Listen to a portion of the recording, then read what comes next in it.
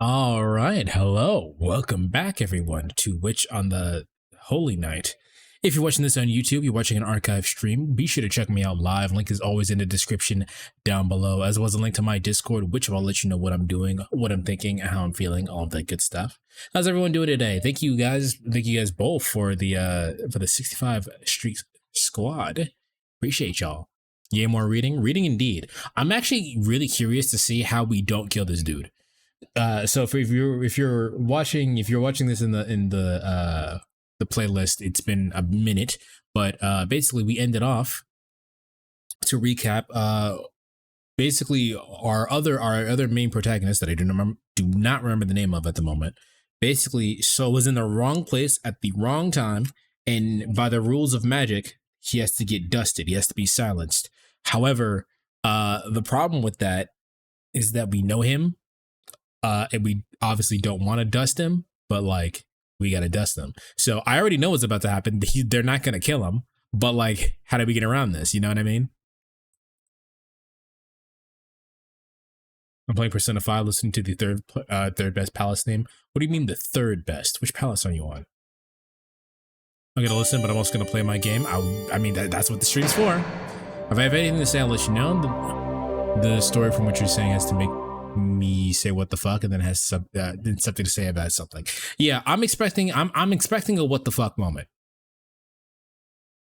Price? Price? What are you talking about? All right.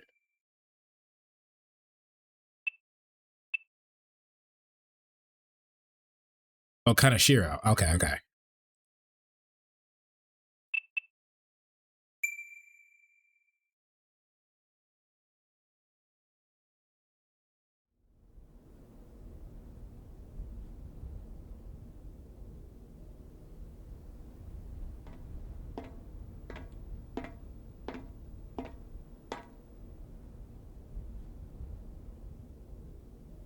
Price is the third best palace theme, and then the song you were talking about, the song Price. I didn't realize it was called that. Then when Mother was there, and of course Wheel of Fate is number one. Okay, but I'll disagree with you. The best palace theme is Then When Mother Was There. That's the best one.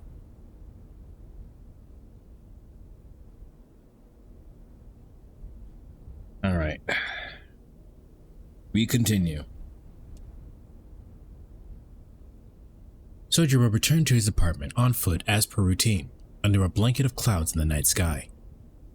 The rusty stairs of his apartment building clanged with each step. Out of the corner of his eye, he could see the bicycles parked by the apartment building's outer wall. He debated the pros and cons of a bicycle, how much easier life would be versus the expense, the convenience versus the necessity. But in the end, he decided one was not right for him just now.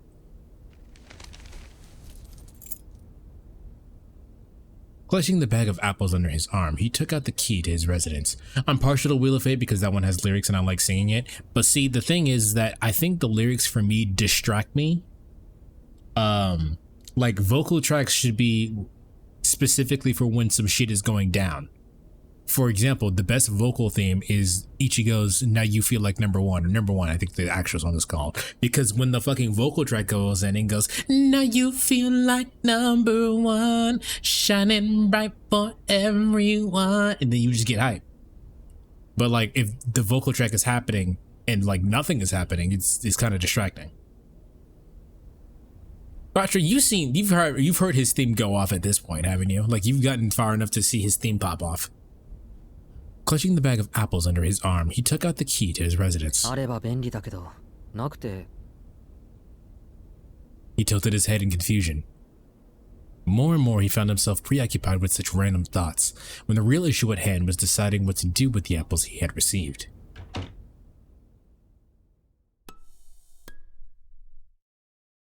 He placed the paper bag by the sink and switched on the lights. It was just after 10 in the evening. That's kind of late for them if they have to be up like before 5 or some shit. That's like 7 hours of sleep. 11, 12, 1, 2, 3, 4, 5. Yeah, it's 7 hours.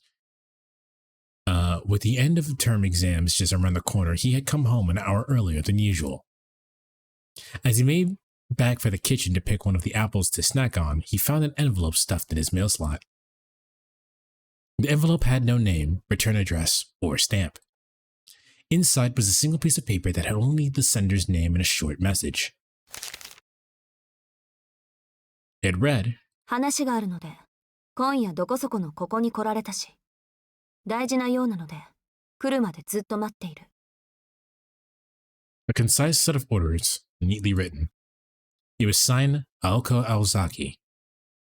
She had been considerate enough to enclose the detailed map of the meeting place. Puzzled, he cocked his head to the side and then headed out the door.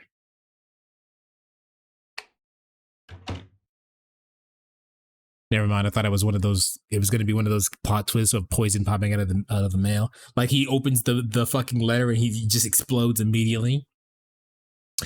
Afterwards, upon the room's sole tenant leaving the premises, the envelope burst into flames and evaporated without a trace, as though it had never existed in the first place.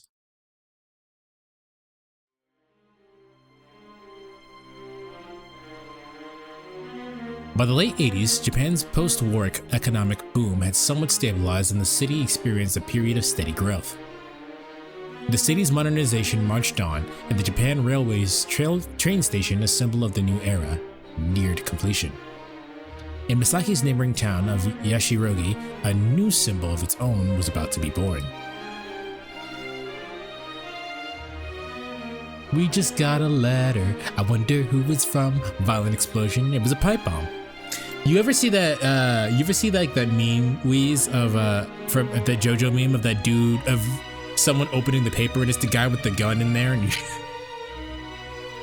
it's just that stand. Yashirogi bred in Kitsi land. It was Misaki's worst investment. Years later, it would be dubbed the fool's gold of the economic bubble and a relic of a bygone age.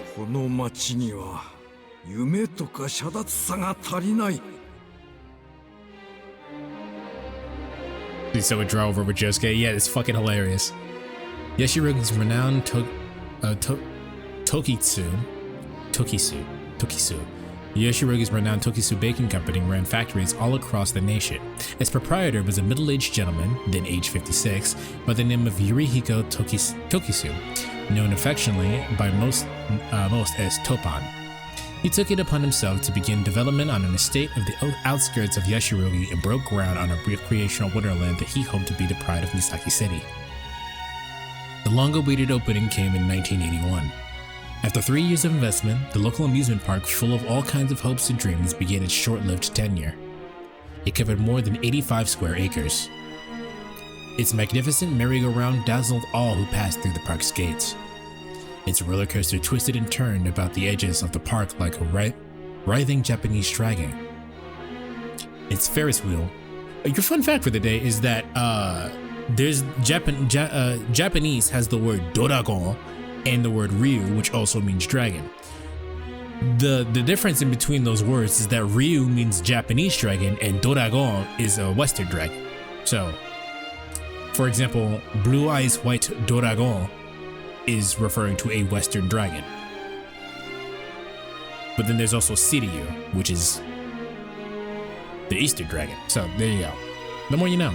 Its Ferris wheel, packed beyond necessity with gimmicks, was said to have tested the limits of modern engineering. 完璧だ。遊園地に必要なものは全て積み込んだ。Old Yurihiko looked upon his creation and smiled. You know, I feel like the whole hiding behind cover thing in Persona 5 is a lot less overpowered. If the shadows could actually see if you were behind something. Yeah. Hiding behind cover kind of makes that game really easy. There's actually one, Persona 5 Royale specifically is even easier because I actually have a clip. You'll probably be able to find it. I have a clip of me in broad daylight, not hiding behind cover or anything. Just running through the middle of the palace. I get hit, and a fucking encounter happens where the enemy has advantage. The in-game mechanics pop off, and then I switch the encounter to where it switches the encounter to where I have the advantage, and then I have a fucking all-out attack and instantly kill them. Like Persona 5 Royale is very easy. It's a very easy game.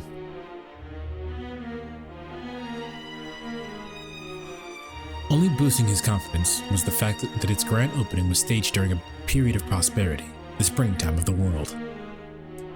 But, in spite of this, they splendidly miscalculated the balance between aspirations and sophistication. Its mascot, Kitsy, was poorly designed and appeared like a cheap knockoff. The park was stuffed to the brim with bread stands. Its impossible to navigate mirror maze seemed out of date from the start. Is that Kitsy in the background? That's fucking disgusting. It looks like it belongs in a Bendy cartoon. There are no dreams to be had at Kitsy Land, only nightmarish satire. Numerous trade magazines lambasted Kitsy Land's shortcomings and the customer attendance decline. How did I not fuck up lambasted, but I fucked up Kitsy Land? There was even an incident where a 6-year-old strayed from his mother, had an accident, and nearly died.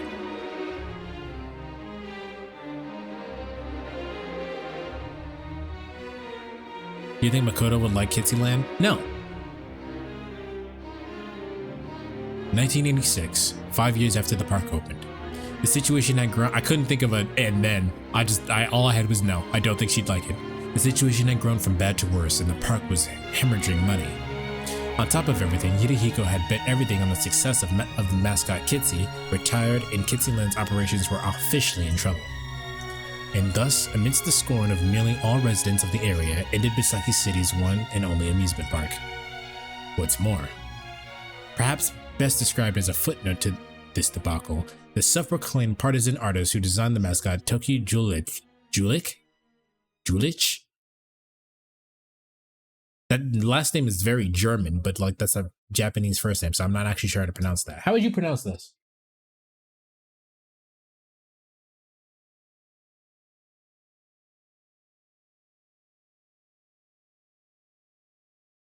Julich? But like, I don't think there's a chit sound in Japanese. I don't remember there being a chit sound in Japanese, so I don't know how to pronounce that.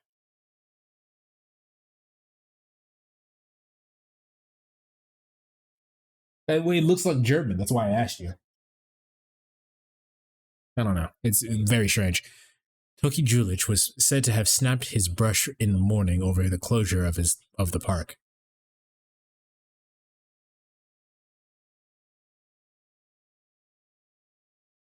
I'm gonna read it as someone busted his thumbs because they didn't like his art style. Maybe. Listen, if everybody didn't like your shit might be bad. I'm just saying. Returning to the present. It was midnight, and the Kitsy Land of today was a shadow of its former glory. Not that it really had any glory. Like a doll abandoned in the corner of a toy box, the lonely park was illuminated only by the light of the town that continued to live around it. Can I just say, I know these are literally drawings, but like these drawings look really fucking good. Sojiro closed the Yashiroki guidebook that he picked up on the way here. The story of its history was almost difficult to believe, but he supposed this is what people refer to as entropy. The park's front gate was unlocked. When he worked here the previous time, the iron fence was locked shut with a rusty chain, but the chain was nowhere to be seen and the gate left ajar. Following the map drawn in the letter, Sojiro quickly made his way inside.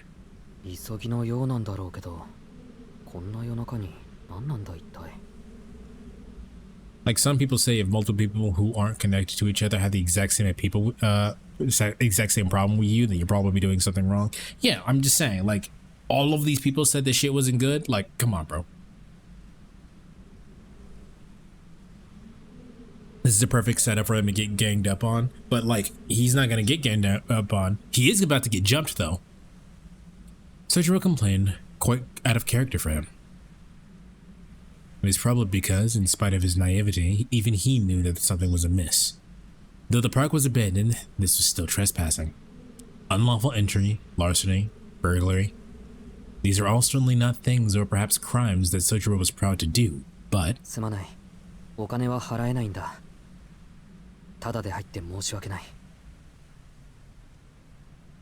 Money, apparently, was why his conscience was gnawing at him.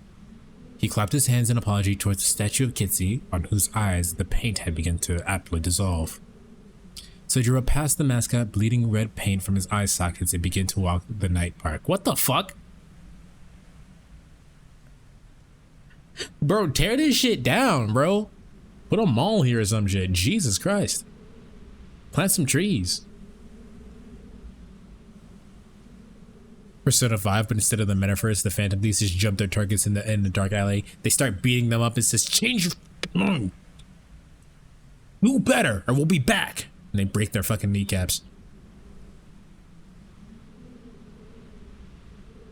It's technically illegal to go somewhere abandoned. I always thought about that. Yes, it is technically illegal. It depends on who owns the property. But generally speaking, if nobody owns the property, then the bank owns the property. That's usually how that works.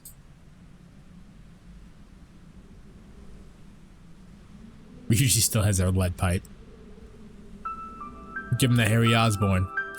The building's colors had faded. The collection of machines was rusted. The man-made residents no longer felt the passage of time.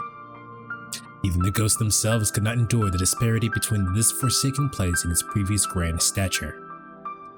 It was like a fossilized dream. These were the ruins of a paradise both created and abandoned by man and reality. The economy had stabilized, and the standard of living was on the rise. Nobody was overly concerned with the future. These were the remains of a wild and exciting era.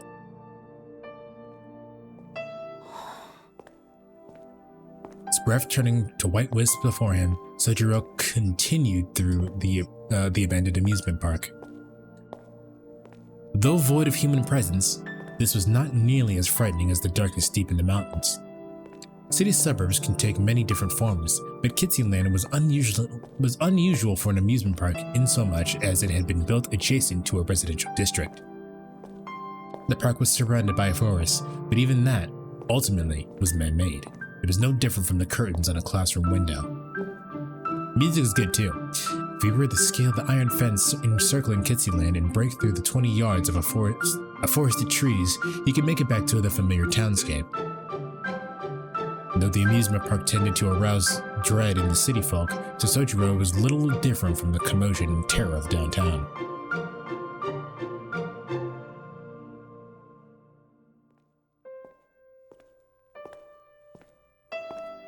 Areka.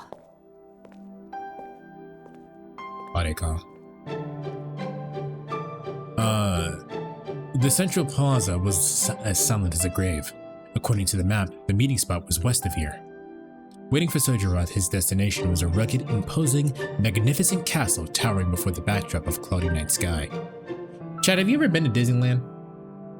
I've never been to Disneyland. I've been to Six Flags a great many times, and there's an amusement park in Kansas City specifically called Worlds of Fun. I think it was Worlds of Fun. I feel like the acronym was WOW. Worlds of Fun? I should be able to Google it. Hold on. You might hear children screaming outside. Don't mind them. Yeah, it was Worlds of Fun. I didn't misremember. I've been to Disney World a few times. Never been to Disney World.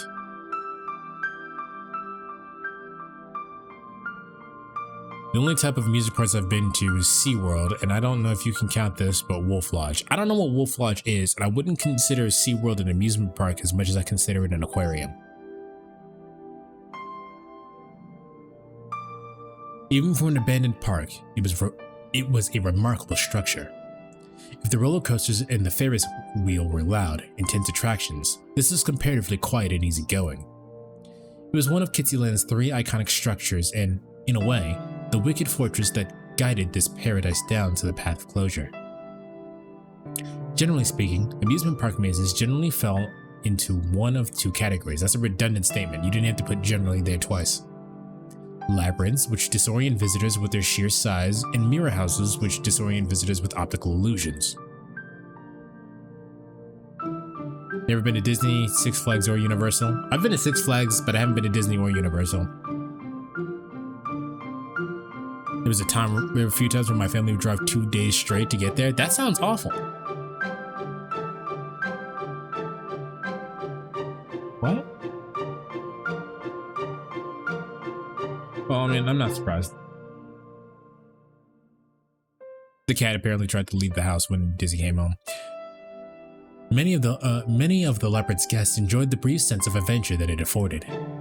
Over the years, however, it would be usurped by the ever-increasing thrills of new attractions. Such was the way of all trends, the curse of fads. The new must give way to the newer. On the other hand, the House of Mirrors was a time-honored, beloved staple.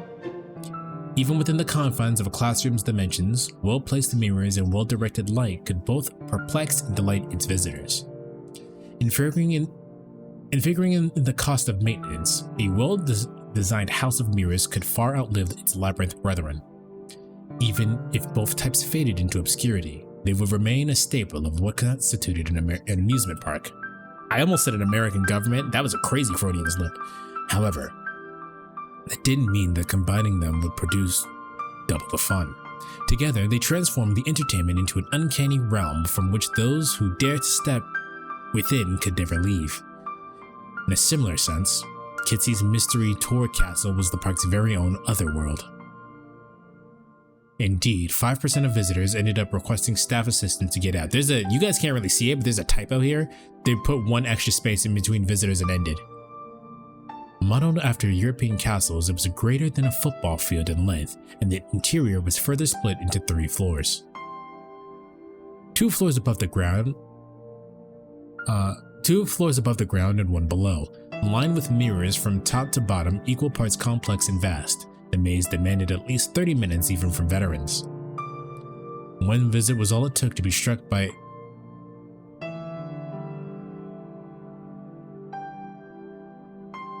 what the fuck? How do you pronounce this? Hey, I have a new phobia for you.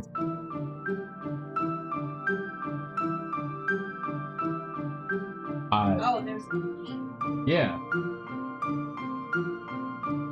Catoptrophobia. I don't know what the fuck that is either. Google.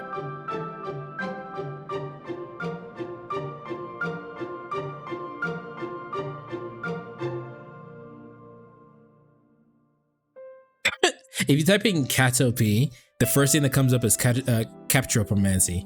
I don't know what that is, but that's, you know. The catoptrophobia is an intense, irrational, and persistent fear of mirrors and one's own reflection. Oh, thank you so much. Huh?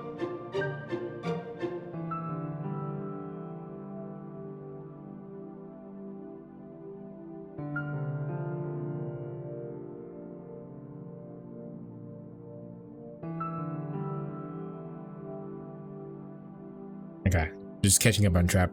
Nothing I needed to read out loud. It was this labyrinth that now stood in Sojiro's way. 真っ暗ってわけじゃないな。電気とかついてるんだろうか。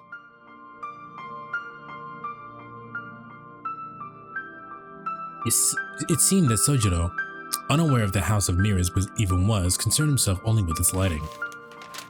He checked the letter from Aoko once more. The letter read, "I will be reading in the first floor lobby of the House of Mirrors." That meeting place was definitely in here. There was something to see There was something to see by at least as he could make out the light faintly through the open doors. Putting aside his suspicions, he headed toward the entrance.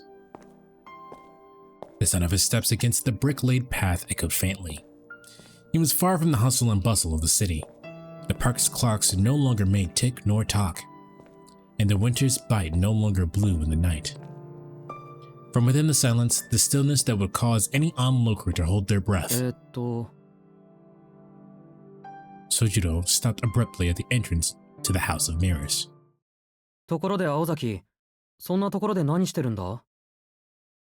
He called out, turning back toward the plaza.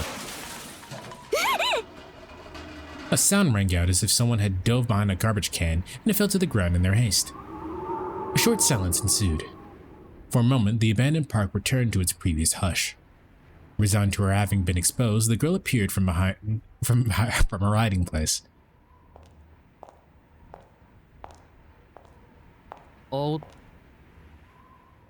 His voice died in his throat as he took in the sight of the girl's familiar face in unfamiliar attire.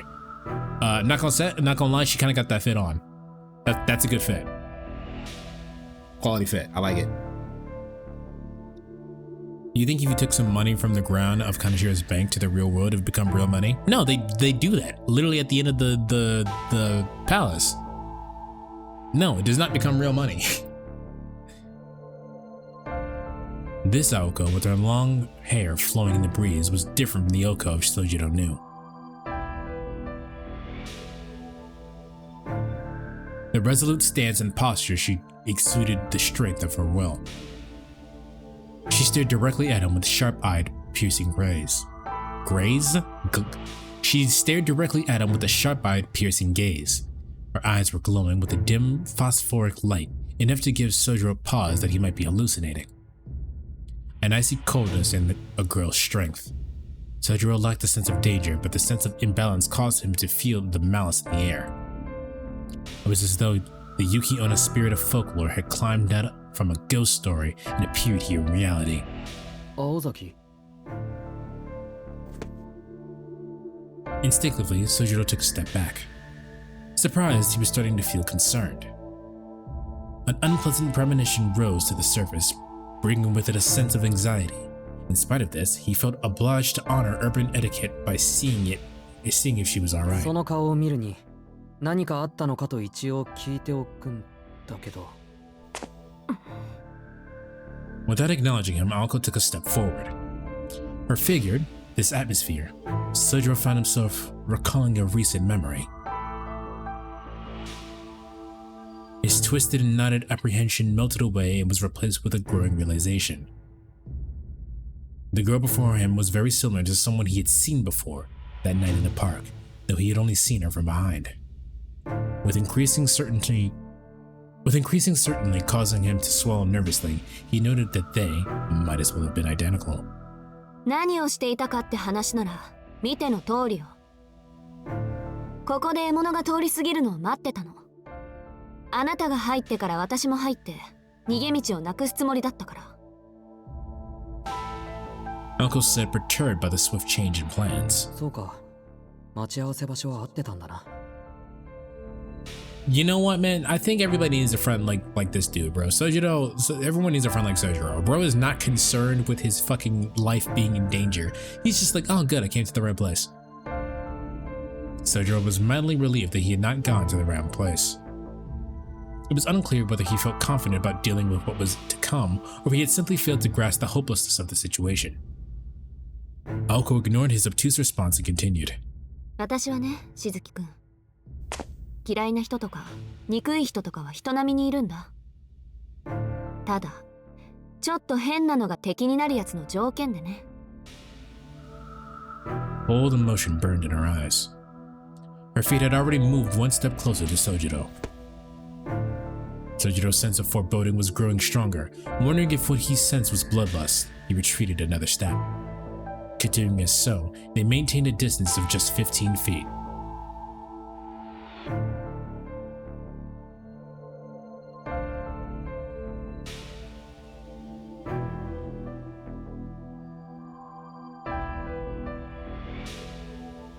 I'm not gonna say he's competent though. No, you don't have to do that. He's definitely not. But he's been sheltered his entire life. 昔から私は嫌いな相手でも敵と思ったことはなかったの。でも逆に好きな相手を敵だと思うこともあった。理由は単純。He held her right arm out. The light about her was no illusion. 当たり前のことだけど、私は私の感情を乱すやつが敵なのよ。Her arm moved again. It was instantaneous.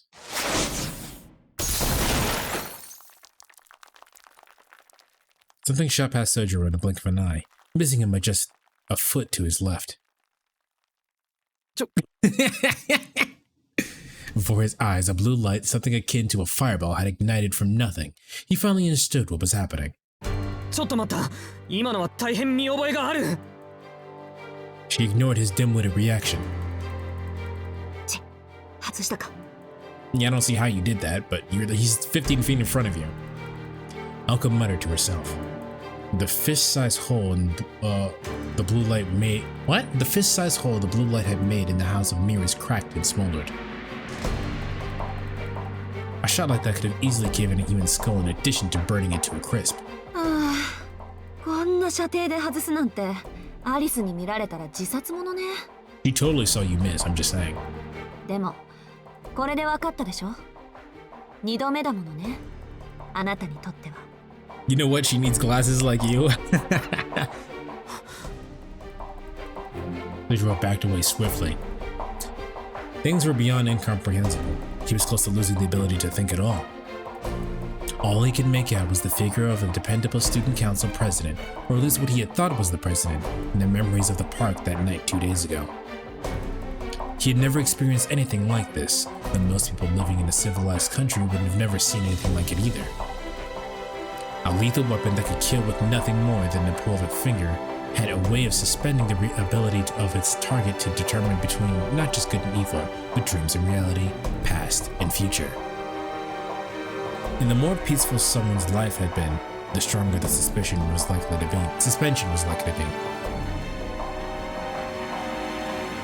Damn, you missed that point blank. Time for a visit to the eye doctor. I want you to think about like how far 15 feet is. Like everybody relatively has, unless you have size 6 feet, everybody relatively has like just under about a foot. Take 15 steps away and see how close that is, and she still fucking missed. Like that is incredibly close. That's like a short hallway away. All that one could think about was the fact that they were alive at that very moment. It was as if he was an unwritten character on a blank piece of white paper. There was no before, there was no after, there was only what came next. This was a very common thought process for anyone staring down the barrel of a gun. あ、命乞いはやめてね。意味ないから。でも、恨み事ならご自由に。殺す側の義務として一言一句聞いてあげる。By saying it was pointless, she made it sound more like she would not listen to what he had to say. However, Sojiro was in such a state of shock that he did not even enter his mind to speak up. All he knew, for reasons unknown, was that the girl in front of him wanted him dead. 嘘つきにも程がある。飛び丸のバカ、何がそんな生き物はいないだ。実際いるじゃないか、こんなお化けみたいなのが。Sojiro felt that if he had said that aloud, the second blast would come even quicker than the last, so he kept it to himself. His mental expletives stirred in his mind from paralysis to mere panic. This response came not of confidence, however. Someday, out of the blue, someone was going to kill me. While it may have seemed like a baseless belief to hold... そうだった。都会には殺人事件がある。ルールを破れば殺されるのは当たり前だって、ちゃんと教えてもらってた。Sojiro, the situation seemed perfectly aligned with his inexperienced understanding that the city was a cold and pragmatic place. As far as he was concerned at this moment, being killed by a classmate was not something to be surprised by. What a strange boy.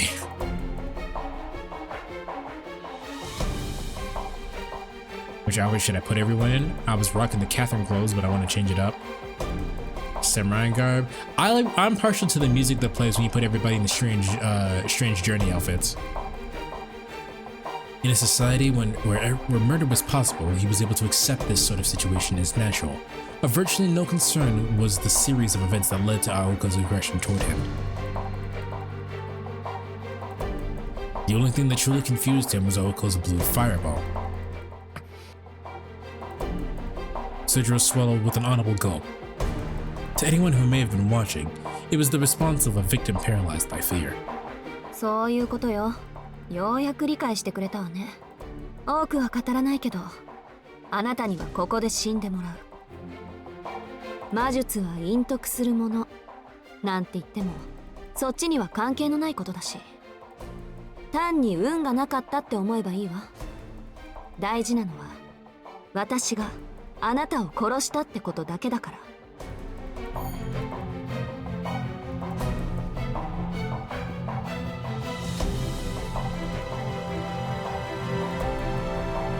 Sorry, give me 1 second.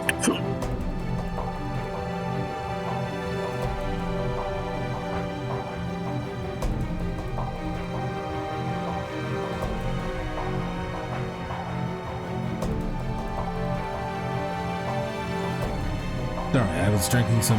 So me and Daisy made some peppermint tea. Like cold peppermint tea, and we got to the end of it, and I just took like a fucking mouthful of leaves. Done talking, Naoko once again lifted her right arm. There was a hum like a machine. Blue light began to revolve around her arm beneath her sleeve. This was taking longer than last time, leading Sojiro to believe that it was going to be much stronger than the attack that was still scorching the wall behind him. The realization caused his panic to heighten.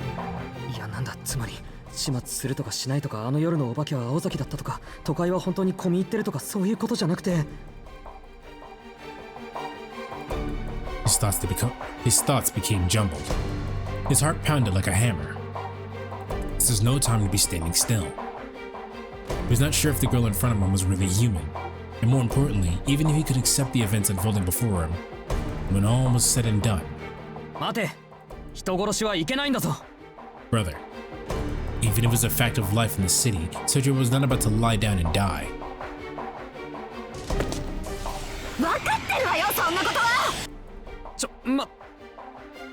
Sojiro's scream, still entirely oblivious, was just the thing to invoke Aoko's full wrath.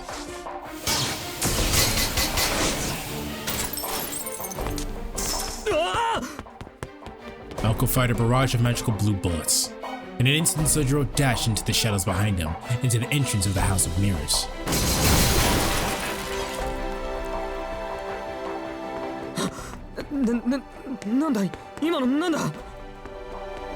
He darted furiously down the hall.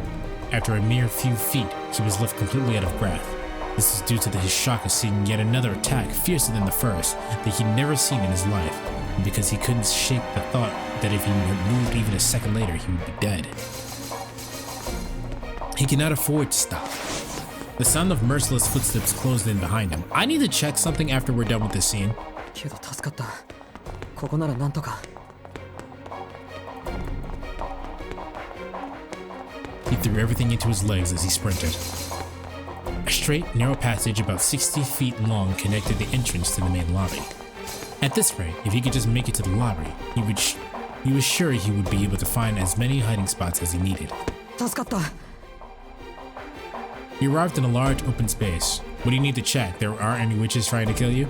No, I wanted to check to see if the sound profile of her firing the shots is the same as in the Melty Blood game.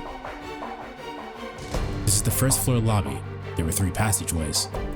One led to the basement floor, one connected to the first floor maze. The other was a set of stairs leading to the second floor. You're a fool! You know, what I'll give him is that he's dumb, but he does have a dodge build. He's got that dexterity. I think it's dexterity. That's what you use to dodge in Souls games, isn't it?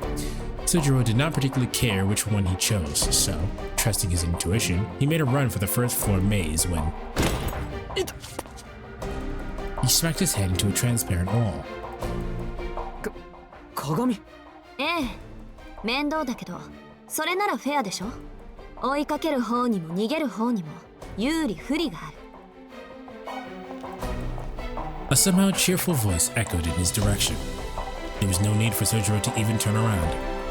In the very same mirror he had crashed into, he could see Aoko Aozaki's figure slowly approaching. それと1階の奥にある出口は封鎖しといたから結界じゃなくて物理的にやりすぎて封鎖っていうより瓦礫土砂崩れどっちでもいっかとにかく下手に出口に近づくと崩落に巻き込まれるから生き埋めが嫌なら近寄らないことね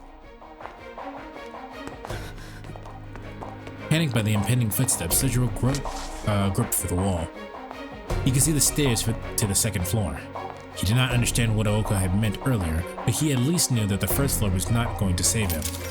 ま、私としてはそっちのが助かるけど形式上事故死の方が後始末とか楽だから Behind him was a creature beyond words. As she continued her idle taunting, she lifted her right arm ostentatiously. Even from above her clothes, one could see some kind of strange, incongruous pattern upon her body. The veins beneath her skin. They made it seem as though something inhuman was circulating her body. Whether out of pity or repulsion, Sojiro stopped for just a moment. His pursuer evaded his gaze. ああ、これ普段は塗り薬で隠しているんだけど、今日は特別。魔術刻印って言ってね、魔術師の証みたいなものよ。ほら、光が回ってるでしょ。これがさっきのスナップ。わかりやすく言うと弾丸の元。Okay, you definitely can't see that in the fighting game, but like the fighting game is pixels, so that makes sense. 今日は調子いいし、私魔力を効率よく使うのだけは自信あるし。あと30回ぐらいかな。さっきみたいな装着ができるのは。Perhaps she was on the emotional high, for her voice had become frightfully friendly. The substance of the conversation could not have been any more unsettling, however.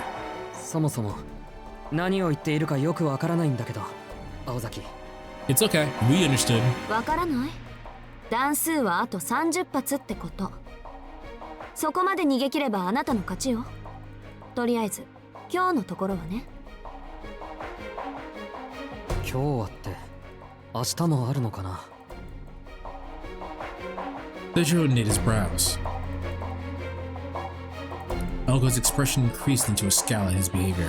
Although he was panicking, it seemed that deep down he still did not feel the full weight of the crisis. She knew he still didn't get it. 宣言はしたわ。自由時間はこれでおしまい。まだ罵り足りないだろうけど、その手の時間はキリがないしね。この辺りで諦めて。It appeared that Elko had prepared this theoretical dialogue ahead of time. Not to allow her opponent time for futile pleading, but to give him time to curse her, his killer.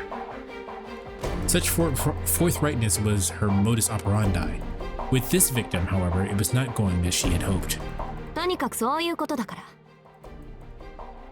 じゃ、狩りの時間と行きましょうか。Her voice was void of emotion and her eyes ruthless as they bored into her prey. This time, Sojiro finally accepted that he was going to die.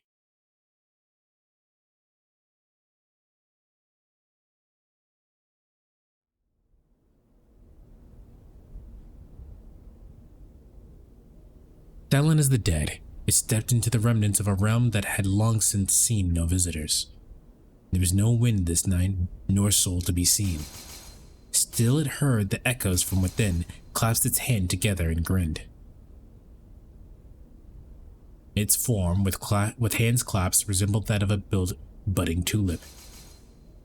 The bearing of this artificial flower reflected in the cloudy mirror of the ticket attendant's office next to the gate. Next to it stood a display of broad, corroded by years upon years of rust. No. Number of visitors today, 2. Number of today. The board had graffiti crudely scrawled on atop of one of the words. It was replaced with deaths. The records board had long what? Reading. The records board had long ago fallen into despair. After taking a full 10 seconds to digest what it was looking at, it made its own revision. Number of visitors today, 3. Number of deaths today, 1. After appending this number with an index finger, she smiled like a flower. Then she began to walk toward the source of the sound.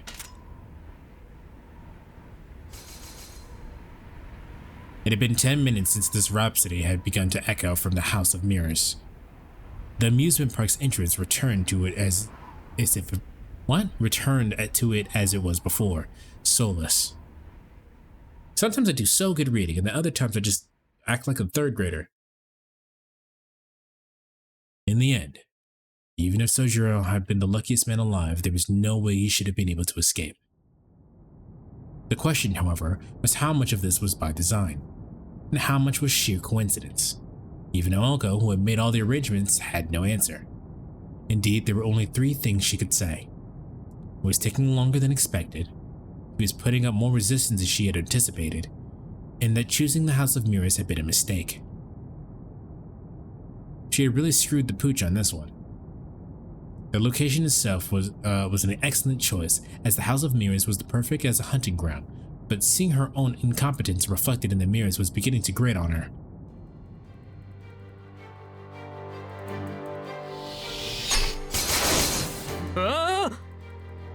The moment Aoko's right arm began to glow, Sojiro made a beeline for the staircase in front of him. A strobing series of blue flashes lit the room behind him. The hunter calmly followed her prey, and the prey desperately ran for his life up the stairs. 注文通り I need to see how this character plays again. It's been actually like 5 or 6 years since I played Melty Blood, and I don't remember her magic cocking like a gun. That's kind of sick. そうでなくっちゃお膳立てした甲斐がない In stark contrast to Sojiro's frenzied escape, Elko walked briskly up the stairs. Okay, aesthetically, that's funny to see that she's just reloading her spells to do another shot. That's fucking badass! She elected not to run after her prey in order to maintain a set of distance. Magic missile, more like magic bullet. Magic Glock. Magic Smith & Wesson. As she lacked confidence in her accuracy, she would be the most challenged if Sojiro bull rushed her and went down fighting. But at a distance of 30 or so feet, he posed no threat. By the time her prey drew near, she could fire 10 shots and hit him with at least 4. Their positioning just a moment ago hadn't been ideal. At this distance, in a space this open, there was a chance, however small, that it could turn into a fist fight if he flanked her and charged her. Currently, Uncle's best weapon was the bullets from her right arm. If she was going to capitalize on that advantage, it was her best interest not to close the gap between them. If there was a good time to approach, it was only after her prey had become exhausted and had lost the will to continue. Would she pierce his leg? Shoot him in the back? Or perhaps would he just give up after losing himself in the labyrinth? The hunt would end when her target sustained some sort of injury and became unable to run.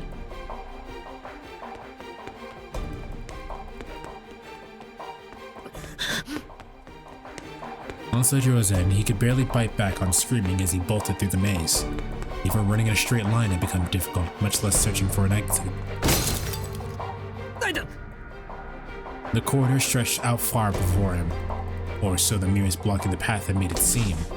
Panic, he made a turn to the right. Clutching his head in his right arm, Sojiro led with his left, groping through the air to see whether a wall was there or not. He dove down the hall to the left, nearly dodging the bullets targeting his body.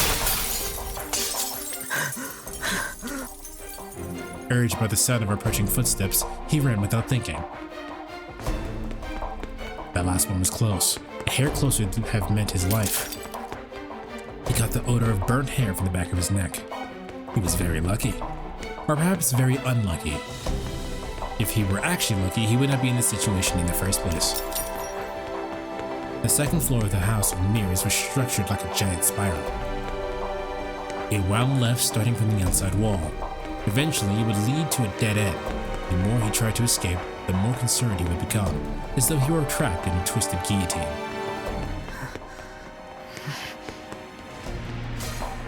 He could totally grab a mirror shot and attack her. Okay, but like, in this context, would running towards the person with the gun make sense? He stifled screams, threatened to leak out his complaints. If he were going to do that, his best option would be to hide, grab a mirror piece, and try to jump her. No matter what he did, he was going to be killed. All of his struggling merely served to prolong the inevitable. When she starts reloading, but the thing about this is that he's running for his life. Yet he ran. No matter how many mirrored walls he ran himself into, he ran. Even after crashing so hard, he found that his forehead bled after he saw stars, he ran. Pain shot through him at every turn. The more frantically he ran, the more intensely he smashed into the invisible walls. His body began to understand this rule and begged him not to run anymore.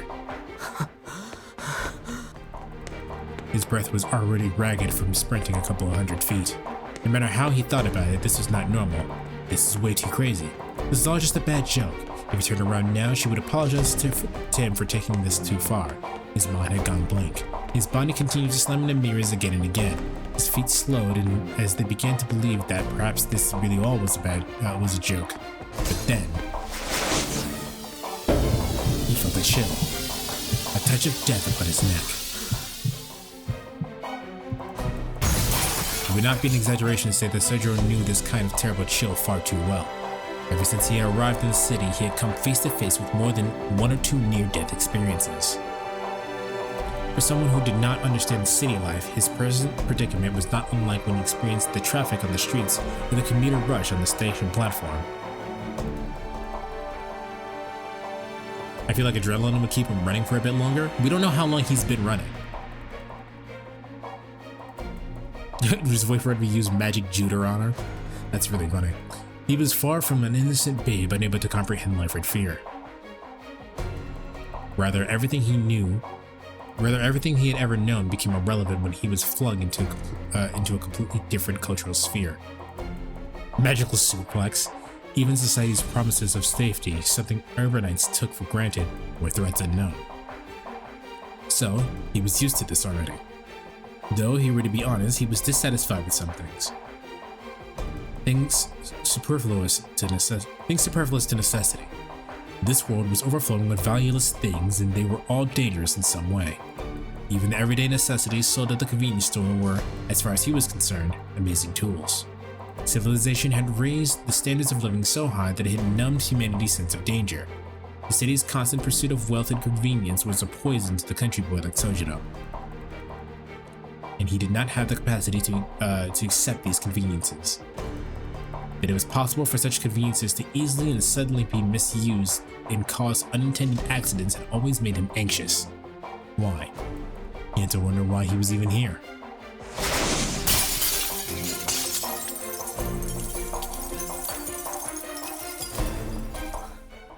Ah, how ironic. It took a real threat of death to finally make him realize. Like a divine revelation, what he'd failed to understand until now. He'd always had to expect the unexpected. Near-death experiences were more common than one might think. To begin with, safety was something that came at a price. Being alive meant that the opposite was always lurking around the corner. It was just like a street light of night.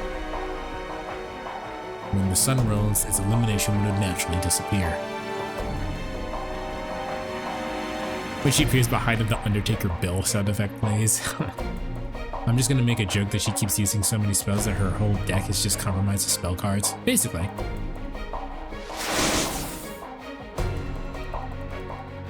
Actually, Batra, you should look at the Yu-Gi-Oh archetype called Magical Musket. Another barrage of strange projectiles whizzed mercilessly by him. He recalled in the back of his mind the charred remains of someone at the hands of a blue flame 2 nights prior. Yes, Magical Musket. Somehow, the situation reminded him of a horse being led by a dangling carrot. For now, he lifted his head and continued to run through the labyrinth. But for what purpose? Though he knew the pain in his chest was very real, he felt disconnected from it. The night sky, visible through the skylight, was a muddy ultramarine, no longer resembling the one he knew.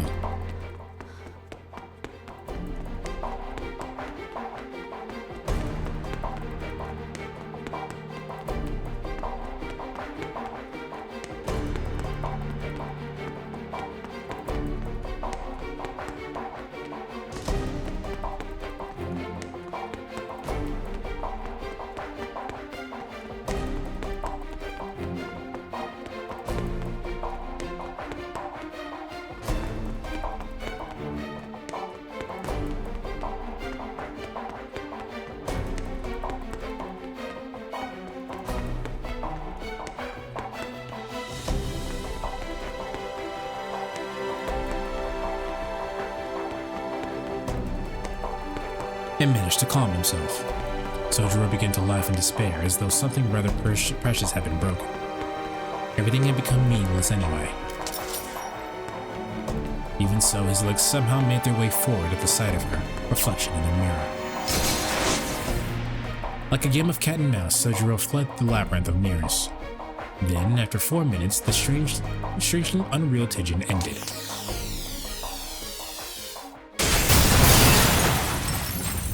The ninth shot of blue light hit inches away from him. It exploded in the moment it made impact, launching Sojiro into the opposite wall. Of all the fire he had taken thus far, this shot indisputably brought him the closest to death. Groaning, he collapsed to the floor. His back was on fire with pain. He was not bleeding and was lucky he could still even scream. Yet his body refused to move. Physically and mentally, he still had something to spare. The pain was not so bad that he couldn't get back up. It was just that there was a skylight above him and he could glimpse the dark of the night sky beyond. The feeling that overcame him was raw, selfish bout of grief. Was raw. Oh, it was just so cruel. To have to stare at that for the remainder of whatever short life he had left. Sojiro's ragged breathing slowed. For all intents and purposes, he had given up. He had given up fleeing from the pursuing footsteps and perhaps even the root of all of his problems. That's a weird thought to have. Sojiro Shizuki felt things that, in any other circumstances, he would never feel. Incidentally, without exaggeration or embellishment, this is the only mistake he had ever made in his entire life. Staring vacantly into the night sky above, Sojiro listened as the footsteps drew nearer. Give up? It was the closest her voice had ever been to him. Perhaps feeling that he really had given up, she approached his collapsed form. In the dark, mirror-lined corridor, he could not make out her expression. Without a word, Sojiro raised his hands to meet his murderer. 返事がないならそれでいいけど。調子狂うわ。普通どうして殺そうとするのかぐらい聞くものじゃない？ Aoko spoke from within the shadows. His eyes widened in bewilderment. Now that she had mentioned it, he realized that it would have been obvious question to ask. He had more or less picked up the fact that he was being killed for learning some secret, but it was human nature to want to know more. そっか。それはそうなるな。A simple affirmation. His face was a mixture of resignation and forlorn longing. He thought for a moment before. でも言う必要はない。聞きたくないんだ。He responded in a mature, subdued voice.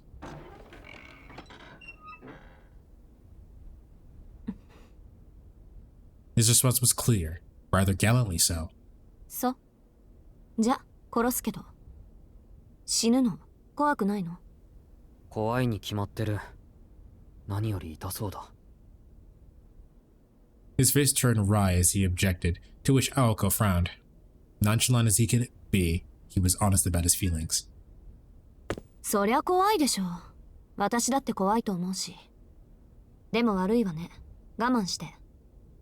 人でなしと罵ってくれて結構よ。今の私は本当にその通りだから。そういった意味じゃあんたと同じ。普通の道徳がないのよ。だから必要なら人も殺せる。Sojiro's finger twitched in response to her indifferent tone, as if to say that despite having given up on just about everything, his body could not let those words slide. 人殺しなんて良くないぞ。分かってるって言ってるでしょ。Aoko raised her right hand. The light from the crest illuminated her face. It goes without saying that her expression was unchanged. She was not crying, nor was she smiling. She was a young woman who had excised her feelings. Deal with it was another thing Sojiro could not let slide. Sojiro could read on Aoko's face that she was not herself. She was in pain, and to a degree he had never seen her. すまない。ちょっといいかな。何？ここまで悲壮感を盛り上げておいて、やっぱり逃げるなんてのは却下よ。He unconsciously smiled at Aoko's ruthless counter and breathed a sigh of relief. He had misread the pain he saw in her face. This was the same Aoko. Sojiro laughed out loud in genuine joy, a laugh that most other people would have taken as an insult. 遺言でも聞いてあげようと思った私が甘かった。っていうか、今の小バカにした笑いがあんたの遺言ってことで OK？ いや、そうじゃなくて、あそこにいる人は青崎の友人なのか？ Out of nowhere, Sojiro pointed behind Aoko. はあ？ Aoko thought that it must have been that very old, overused distraction technique. It had been a Japanese comedy act, and this would be the part where she gave him a whack on with a paper fan. But after giving it a second thought, she realized Sojiro didn't have the capacity for understanding old or even new tricks. あんた何言って。 Perhaps his honest disposition had been to his benefit. Without thinking, Aoko gave into her curiosity and turned her gaze toward the direction in which her finger was pointed.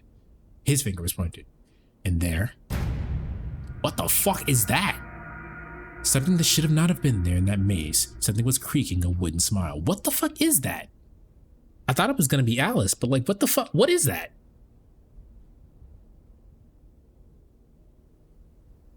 We saw that reflection of the three, and then her eye glowing in the thing. But I thought that was her chasing down Sojiro. What the fuck is that?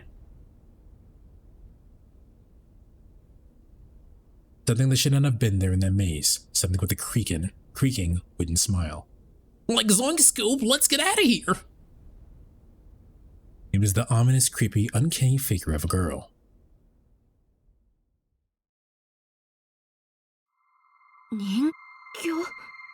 Oh, okay. If it's a puppet, then it's probably that thing that they were hunting down before. An unusual figure with 2 arms and 2 legs stood silently in the darkness. Now, only for a moment, its beauty, which was even apparent from afar, dulled the intensity of the current situation.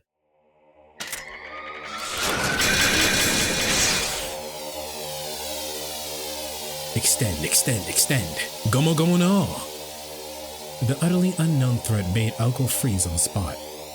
Avoiding it didn't even occur to her. Humans possess intelligence and knowledge, but when confronted with the unknown, they fail to process what to do and... Damn!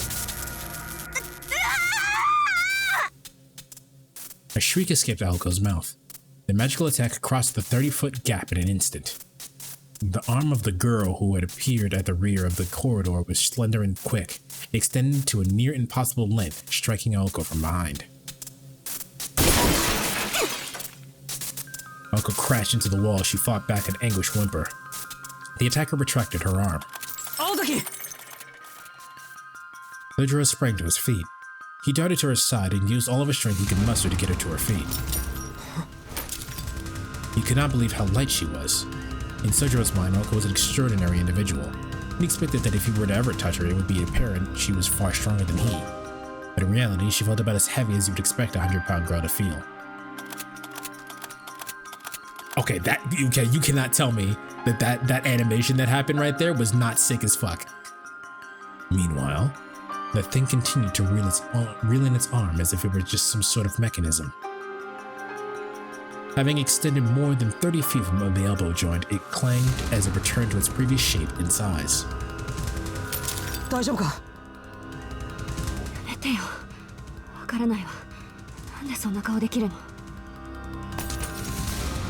Aoko tore her hand away from Sojiro's. Suddenly, she felt her knees buckle from under her, but Sojiro caught her before she could hit the ground and helped her to her feet.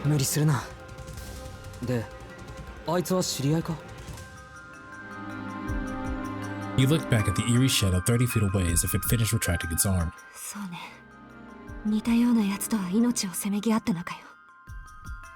Aoko grabbed her lower back as she answered. A searing pain shot through her.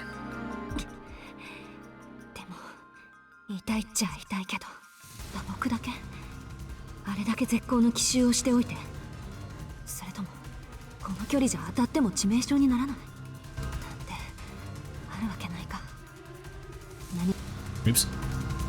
Aoko tried to steady her breathing as she assessed the damage done to her back. The pain was quick to fade under her breathing, and her breathing returned to normal. For the time being, her motor functions was no longer unhindered, which meant the real damage was elsewhere. That's kinda cool.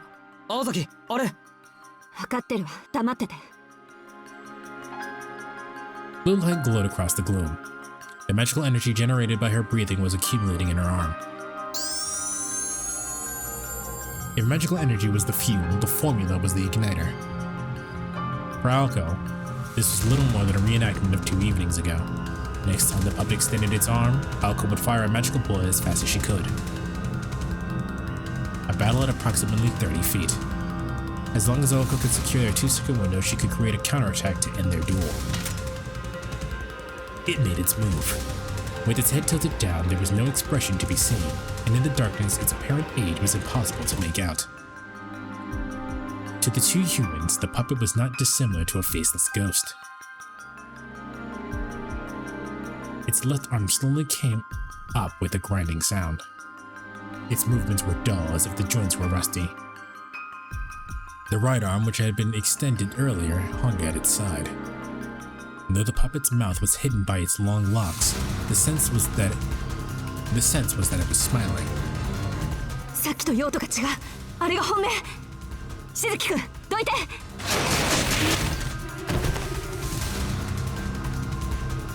She threw herself into Sojiro and extended her arm. Its arm extended at the very moment. The timing was impeccable. In a single second, Uncle's snap bullet scored a direct hit on the puppet's arm, throwing off its trajectory and sending it crashing into the puppet's body with a violent explosion. Or at least, that is what would have happened had the magic formula had been invoked.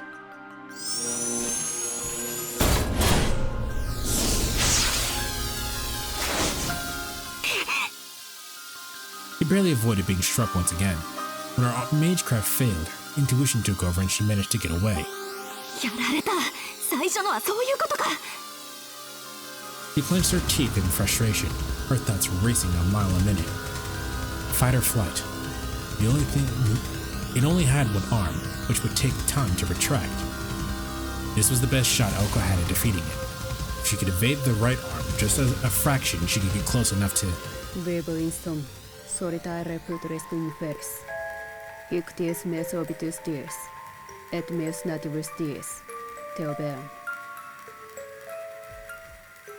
A crackled echo through the corridor. The poetic murmurs contained enough magical energy for a mage to perceive. The verse itself was Latin, but it contained hints of the language curses Gander. Originally, they were words meant to curse a hated adversary. However, Mea animae mortalis, otem me futura negata sunt. Manes sum, animam definire ambiguum est. Teode et am, conveniamus insomnio ipsum. okay, so it's Latin. My life is immortal, though my future was destroyed. I am a ghost. The definition of life is ethereal. I hate you. I love you. Let us meet in a dream. The puppet was directing the words at itself. It was the puppet saying that? Curses beget curses. The victim calls down a curse on the assailant, creating a vicious cycle of negativity. The incantation was meant to do just that. However, this was ultimately a one-puppet show. An unprecedented source of power akin to auto-intoxication.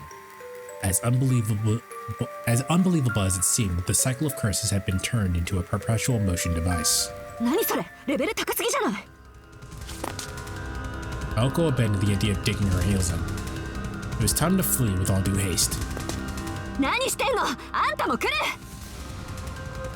She grabbed Sojiro's hand and ran as fast as she could deeper into the realm of mirrors. The crackling voice continued its murmuring behind them. Proximi mich negligentes ferunt. Omnes nos peccantes fuimus. Et omnes nos egem fuimus. Omnes nos peccatores sumus. Venit domum meum. Lut simile somnium. Et pulvere simile quotidianum. Corporebo. My neighbors neglected me. Not an innocent among us. We are all sinners. We are all sinners. Welcome to my house. May we die a muddy death. From dust to dust. Gouge out my heart. Te judico. Death be upon you.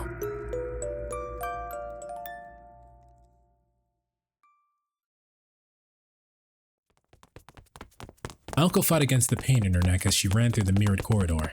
She dragged Sojiro by the hand. 青崎、傷は別に背骨がしびれてる程度よ。内臓は平気だし、出血もないみたい。She cursed inwardly at how much of a mess she felt, though. Unlike Sojiro, Aoko did not run into any transparent walls. Thanks not to superior sight, but rather preparation. She hammered the layout of the building into her memory. 平気ってわかるのか？そりゃ自分の体だもの。身体管理は基礎中の基礎よ。Alco's matter-of-fact answer contrasted with Sojiro's nervous questioning.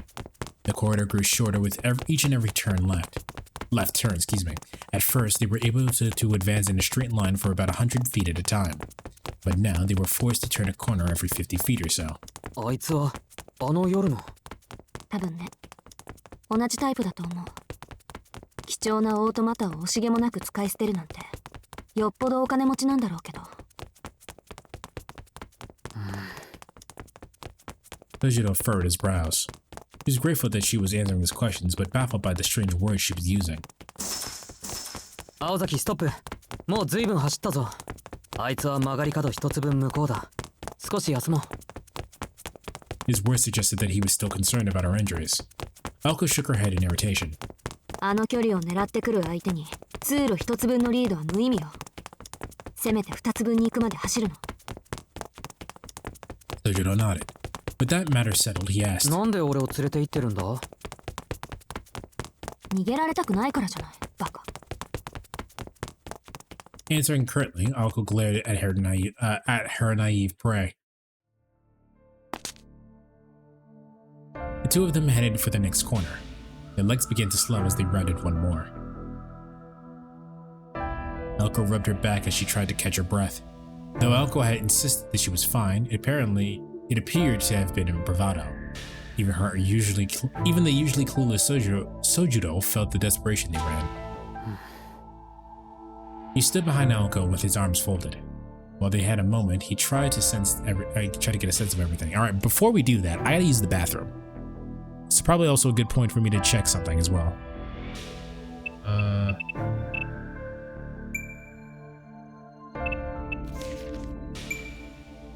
All right, use the bathroom real quick. All right, chat, I'm back. Before we do anything else real quick.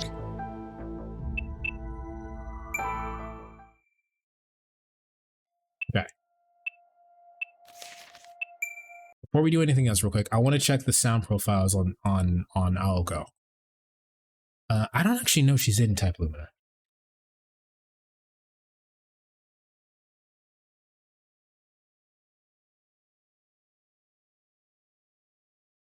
See.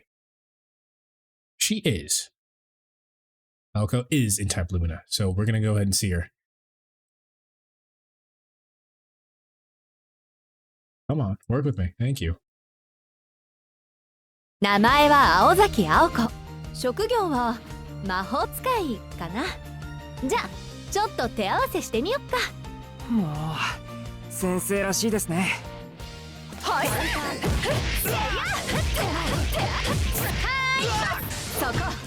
いいじゃない。バカな気持ちいい。Nope, that is not the same sound profile. 蹴り上げる。よーし。頭上大注意。チャンス。本命準備 OK。行くわよ。スリアブレイク。スライダ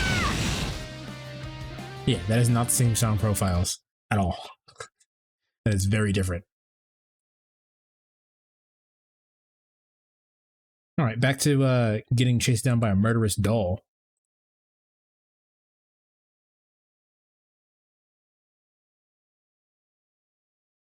Damn, she sounds like she feels other emotions than annoyed. That's why I was surprised. Like, that is a very different character that we are experiencing currently.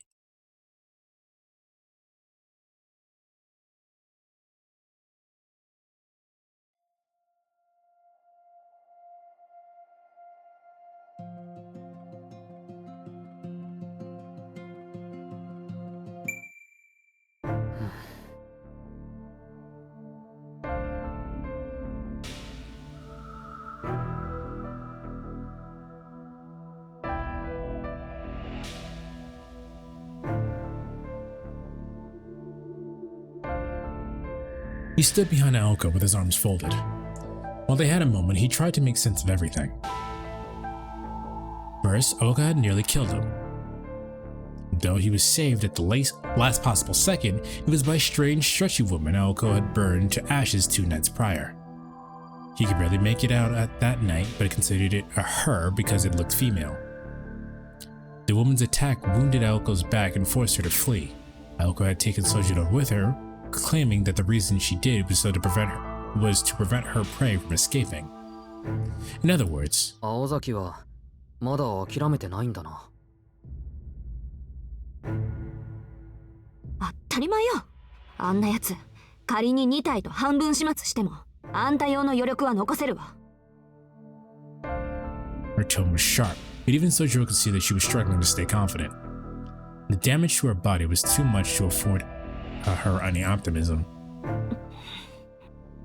Still, the fury in her eyes refused to accept the circumstances. 中がところどころショートしてる。あの右腕は回路を混戦させるジャミングってわけね。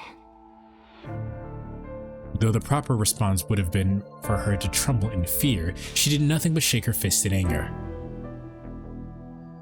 The disruption of formula was only supposed to work on absolute beginners.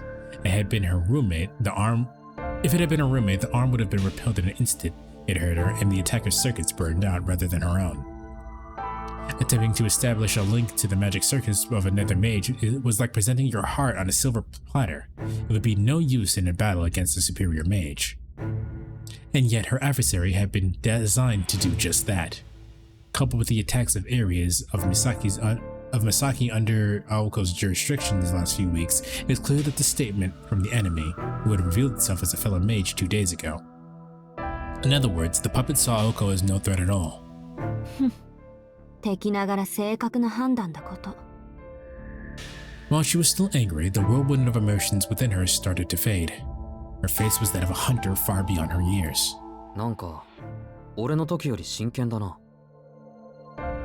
まあね、あんたの時は遊びが入ってたし。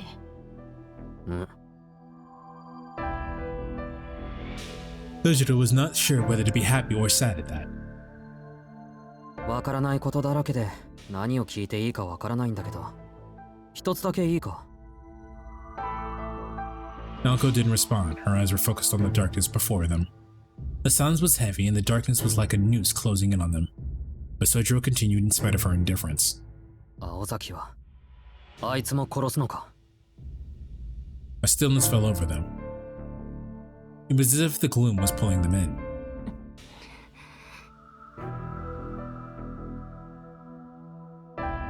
I took a look at Sojiro's wiki page and it said one of his talents are walking. Hell yeah. Professional walker. No response. Their breathing was the only sound echoing in the dim corridor. There stood Sojiro, forcing her to confront her sins, and the magician girl who continued to ignore them. It spent a few seconds seemingly frozen in time. それがあなたのキーワードみたいね。Aoko whispered in a lifeless tone. Her sigh was tinged with both resignation and contempt. 何？独り言よ、忘れて。それと、言っとくけど、あいつは人間じゃないわ。信じられないだろうけど、自分の意志で動く人形なの。この前のも、今のやつもね。Sojiro nodded as he processed the information. Not only did he not doubt her story, but he seemed to have accepted it at face value. なんか落ち着いてるわね、あなた。まさか、もう何が何だかわからないから、あまり考えないことにしてるだけだ。Sojiro said, "Bitch, I'm more lost than a Dragon Ball. I'm just trying not to panic." ただ、人形に関しては別にどうということはない。もしかして、他でも自動人形を見たことあるとか？都会の人形って、ああいうものじゃないのか？ Oh, no, he's just dumb. She barely stopped herself from falling to her knees. Of course, how could she forget? This nigga was dumb as bricks. She was dealing with a bona fide natural-born moron. As a student who transferred from the isolation of the mountains like an endangered species, his utter lack of common sense rendered anything miraculous and as mundane. If automobiles were moving hunks of metal, then moving puppets were nothing to write home about. What that meant, to him, the incident from the other night hadn't been extraordinary at all. He might have even assumed it was everyday occurrence in the city. 参った。いっぺん頭の中覗いてみたいっていうか、ほんと、ここまで来ると感心するわ。Man, I've been on the verge of a mental breakdown and panic attacks multiple times a night. But I'm just trying not to lose it right now. 調子が狂うのも当然だった。普通は私に襲われた時点でもっと違う反応をするはずなのに。化け物とかお化けとかさ。でもあなたにとってはそういうこともあるで済まされてたわけなんだ。なんかバカみたいね、私。Her strained face returned to normal for a moment. It hit her. There had been another way to handle this without anyone getting hurt. But the damage had already been done. There were no do-overs in life, nor should there be. Her own mistaken assumptions had sent the situation spiraling out of control. But now that Sujiro was involved, she had to make sure that her secret was safe with him. Even if it had been another better option, the ship has sailed. Human relationships were utterly driven by mutual understandings. They were like tapestries woven from mismatched intentions.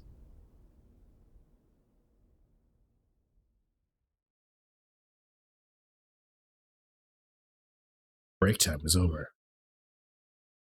There stood Aoko Aozaki and Sujiro Shizuki. Their first ever idle conversation had come to an end, not that they were had any choice in the matter. It was a jarring murmur from around the corner that cut it short. Nobody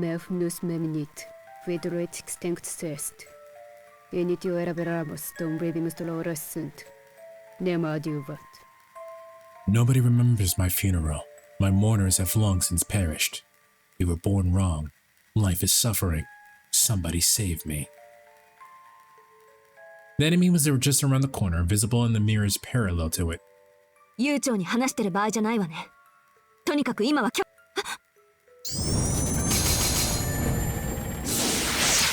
Okay, that's sick as fuck. In contrast to Aoko's elegant blues, its lights were a malicious red. 感動打ち。There was a momentary flash of light before she even extended her arm. But in the instant she saw the enemy, her dormant feelings erupted once more. さっきから邪魔なのよ。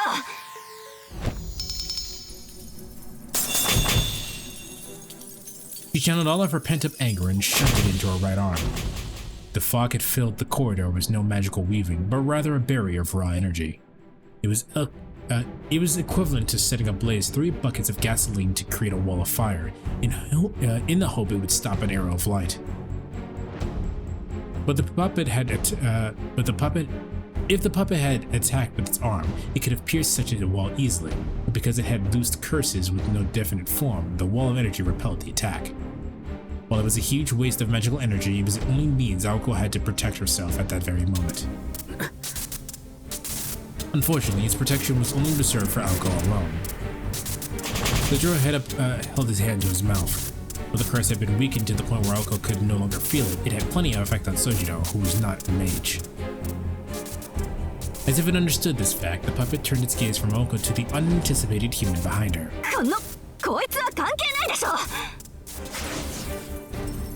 Enraged, she swung her arm forward once again. The blue light formed a wall to block the gander for a scant few seconds. It was enough of an opening to exploit. Just as Aoko was forming the wall, the puppet pointed its right arm at her face and...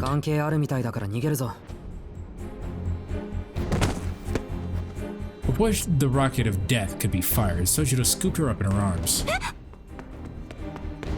How he mustered the strength to do so was a mystery, but he turned his back on the puppet and took off running. So can anyone be a mage? So if you looked back at our Fate playthrough, technically yes, but it takes a lot of effort, and basically it's the way that magic works in this series is that it's passed down from family to family. So while the technical answer is yes, it would be much harder for someone to be a mage from scratch than it would be from anything else. So a lot of Shiro Amiya's training in Fate was him literally building magical circuits from nothing. And he's according to the game, a terrible mage because he has to build a magical circuit from scratch every time. Now, there are ways around that depending on how you play the game and the routes you take, but the short answer to that question is yes. The long answer for that question is no, not really.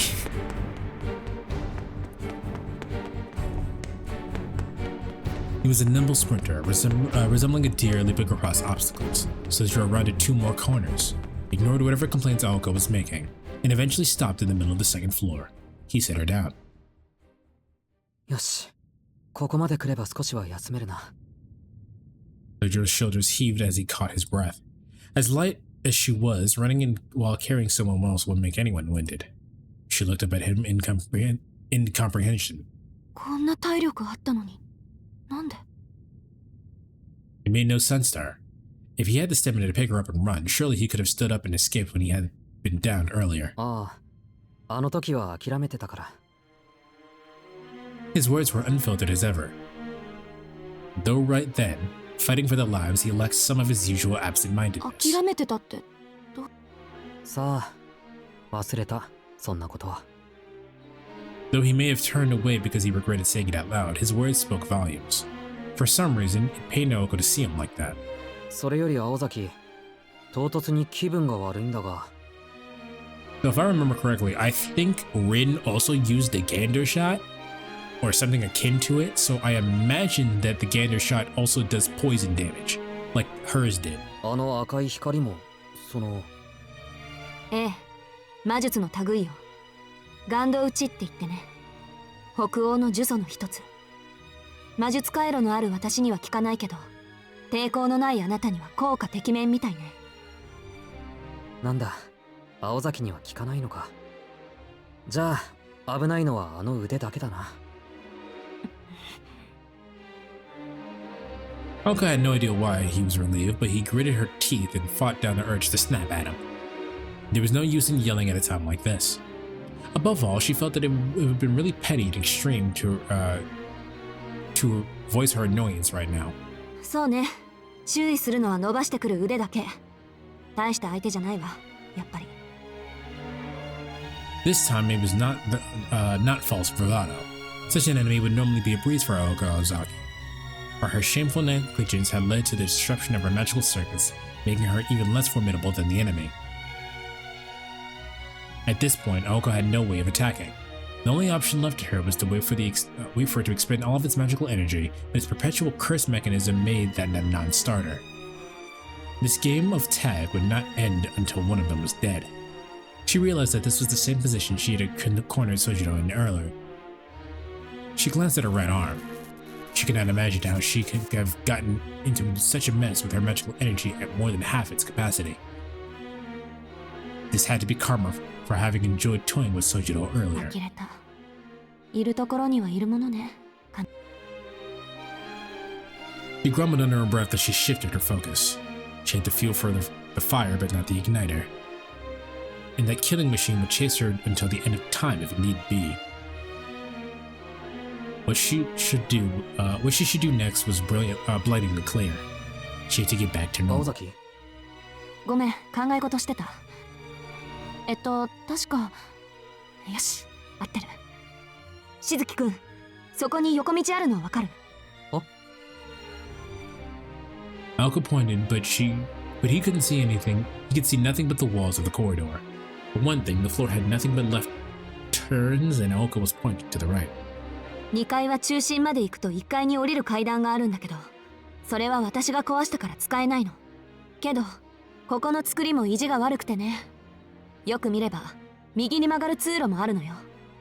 あとは注意して探せば、1階の階段までショートカットできる。悪いけど、一人で行って。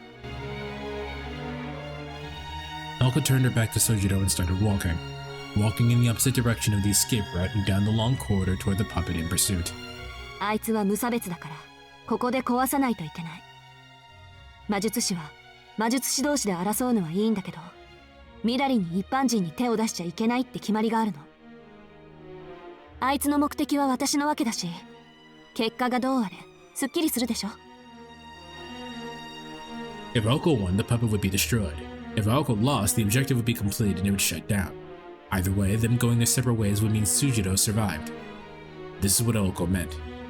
Though she explained it as if the events were happening to two totally different people. 運が良ければ入り口までたどり着けるわ。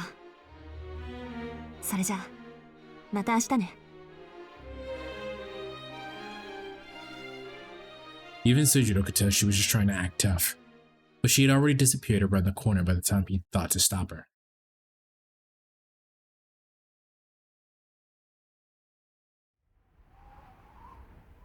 さて。 Mentally, Aoko bemoaned the disaster she was in. The quality of this puppet was on a completely different level compared to the one from the park 2 days ago. The auto-incanting perpetual motion machine was a rarity in and of itself, but the puppet was also equipped for battle with its extended arms and gander projecting crystalline eyes. It shot those bullets from his eyes? That's kind of badass.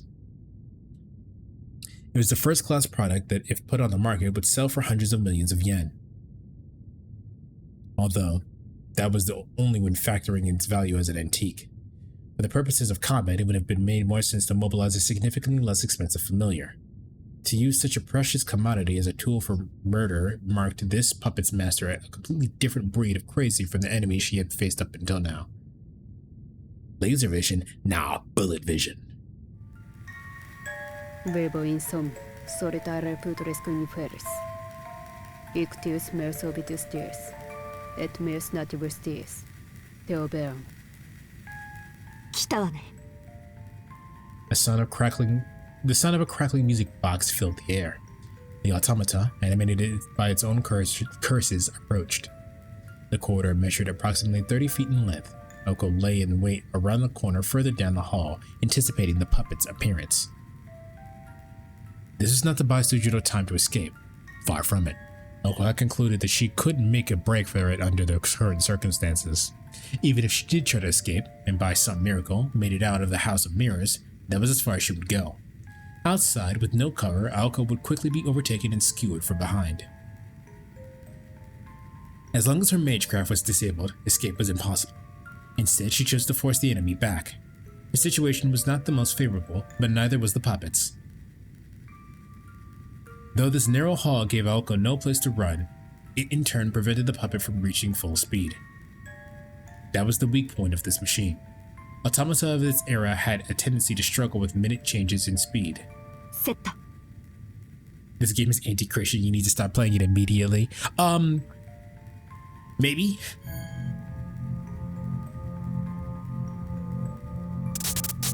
She followed energy into her, what? She flowed energy into her shorted circuits. Her blood flow and magical energy supply was unstable. How you doing, filler? It would be difficult to construct a formula in this state. All she could do was harden her right arm by imbuing it with as much energy as she could. Why don't you post some bitches? Yeah, we'll check them out later. Doing so turned her arm into an improvised weapon like a hammer or bat, assuming she could manage to get it into a close combat range, and this was the best she could do. So, filler, I requested that you specifically play Fate at some point.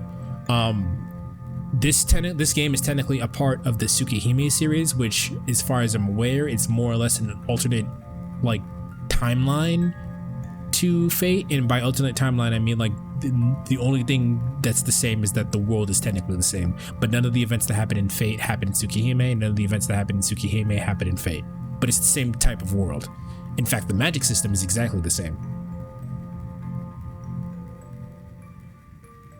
All she needed now was the plan of attack.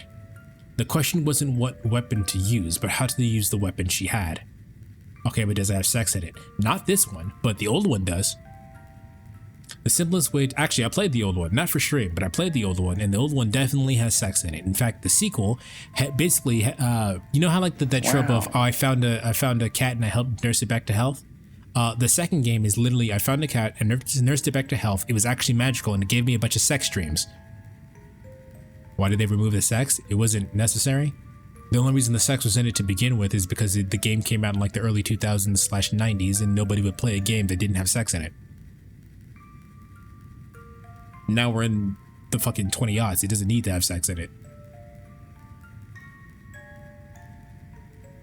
The simplest way would be to use the mirror's reflections to hide and then rush the puppet from the blind spot, except for one major problem. It did not have a sense of sight in the first place. The puppet's view of the world around it did not stem from visual feedback, but from mapping the topography of its surroundings. In theory, it was the same as a bat's echolocation. The environment could be measured based on the emission of return of high-frequency sound waves. Those chants were served as sensor pulses. As far as the puppet was concerned, the mirrors were no better than transparent panes, making even the thought of an ambush laughable. 近づけば近づくほどよりリアルに察知される。本当は遠距離からの狙撃が最適なんだけど、ガンドを撃ってくるならフィンの一撃ぐらい隠してるわよね。 I don't know what a fin shot is. Gander was Scandinavian in origin and, considering its simplicity, highly versatile. It was most effective at impairing a target's health by pointing a finger. At a single action magecraft, it was limited to only causing illness, but there was a secret technique said to be the greatest mastery of the Gander shot, the fin shot. It could do more than cause simple illness. It was a deadly curse that could stop the heart. The wound on her back set her nerves on fire. An unarmed girl and a deadly automaton. It was clear that she was the one destined for death. Reading is hard. She considered her slim chance of survival when... What the fuck is that? A vision sent chills down her spine. No, what the fuck? What is going on right now? What is that?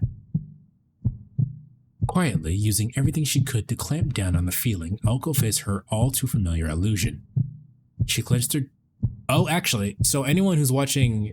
I guess it's going to date this video, but anyone who's watching the current anime, Fate Strange, or Fate Strange Fake, I think that's what it's called.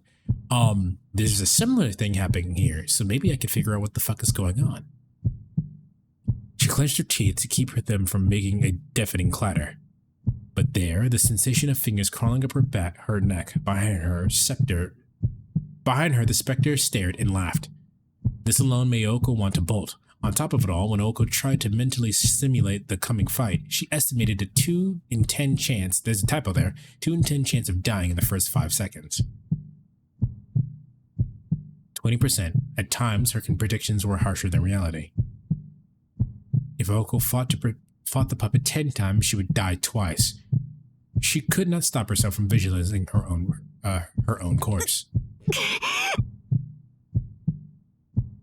The series is still going? The fuck? It's not going. It's got different, things going on. There's multiple different timelines. Filler asked earlier if there was a canon Fate timeline, and the answer is kind of.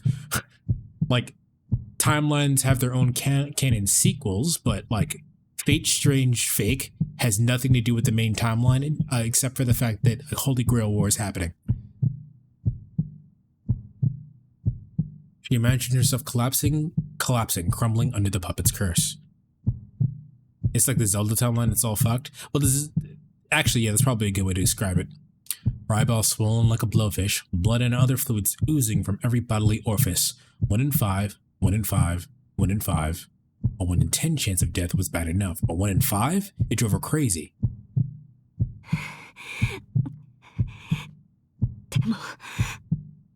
Aoko forced down her heart as if it tried to escape from her mouth. Taking in a deep breath, she peered at her own reflection.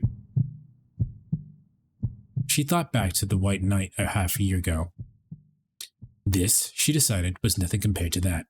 6 months ago, at the Kuonji estate, the Hound of White Roses, the Wanderstench that appeared from within the thick fog, had killed Aoko 100 times out of 10. Me animae brutalis, autem me futura necada sunt.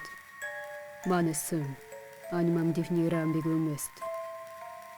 A dark curse shattered Aoko's daydream. It was only 30 feet away. The puppet rounded the corner. Other sides stood in shadow, their forms indistinct. The puppet gave no warning. Without preamble, it swiftly fired a Gander barrage. Good sound design. Just as Aoko planned, the curses fizzled out as they hit her mist-like barrier of magical energy. The protection would only last a few seconds, giving her just enough time to... Kai! A stretchable spear sprang towards Aoko's face.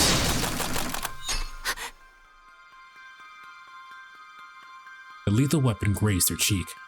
All her experience in analyzing the puppet attack patterns gave her the wherewithal to evade the attack by a hair's breadth. It was one thing if the puppeteer were pulling the strings, but autonomous dolls had their limitations. Aoko had bet everything on its killing machine following a predefined template. The puppet would use a given attack for a given range, and she could adjust her tactics to that. いける、このまま。 Before its arm had a chance to fully retract, she charged the puppet. It was a risky gamble, but her overall chances were slim to begin with. The scales tipped in her favor. If her predictions were correct, there were two ways she would die. One was from a fin shot fired at range.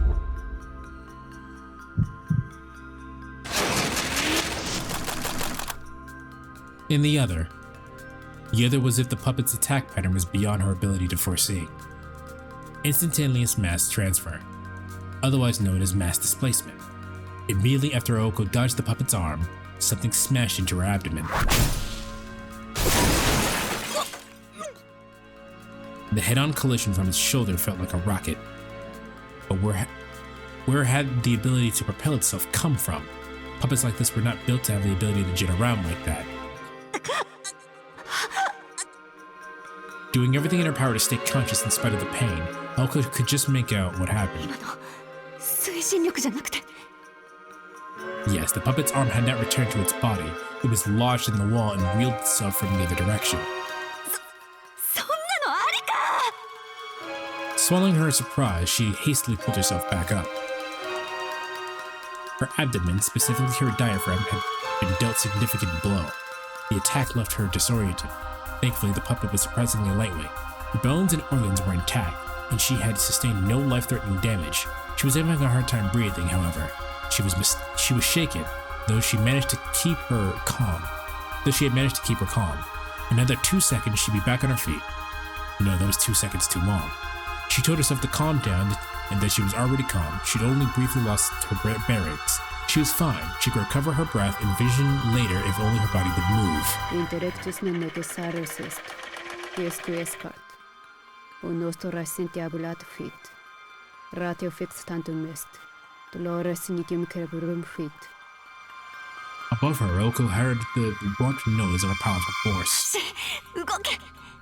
でもどっちに行けば。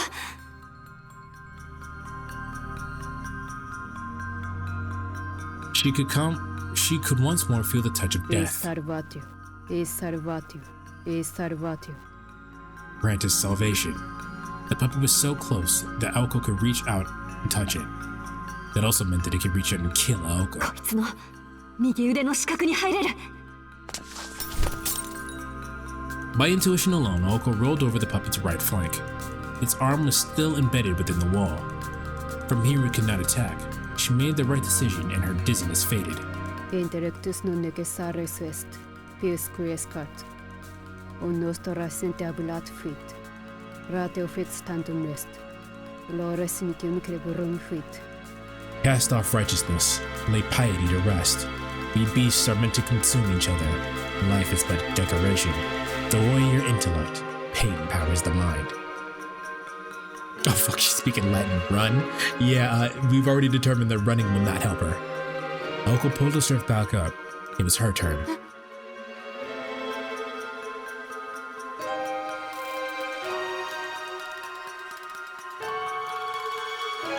It was only an instant. Within its labyrinth of mirrors, she saw an image of herself. E salvatio. We die.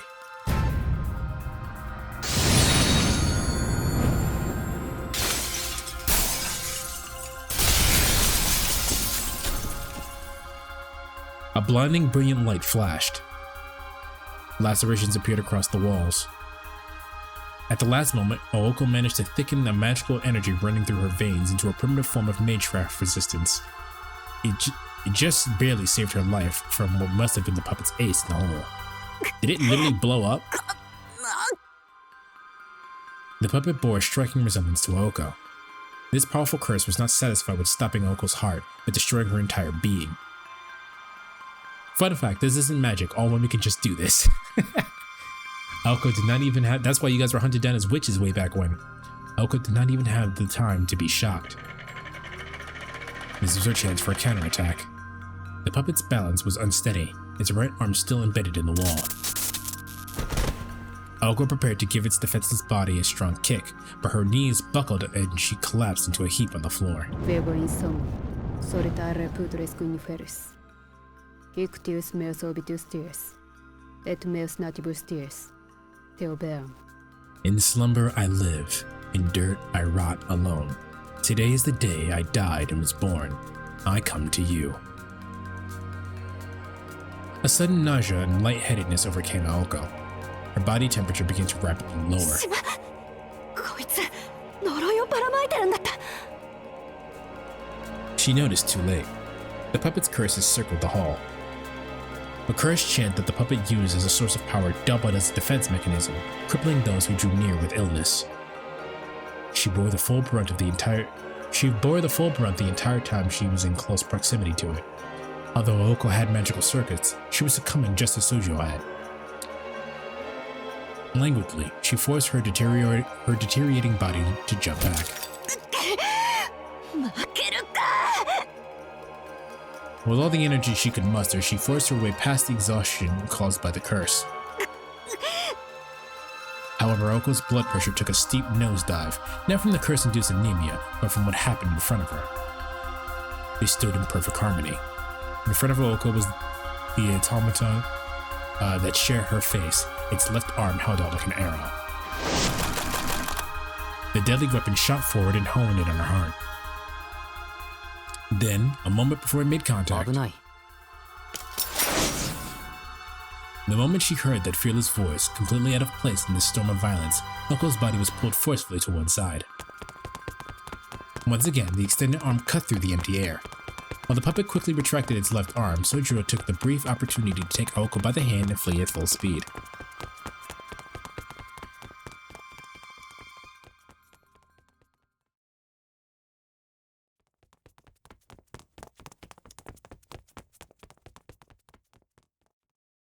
Sojo with the fucking save again, indeed.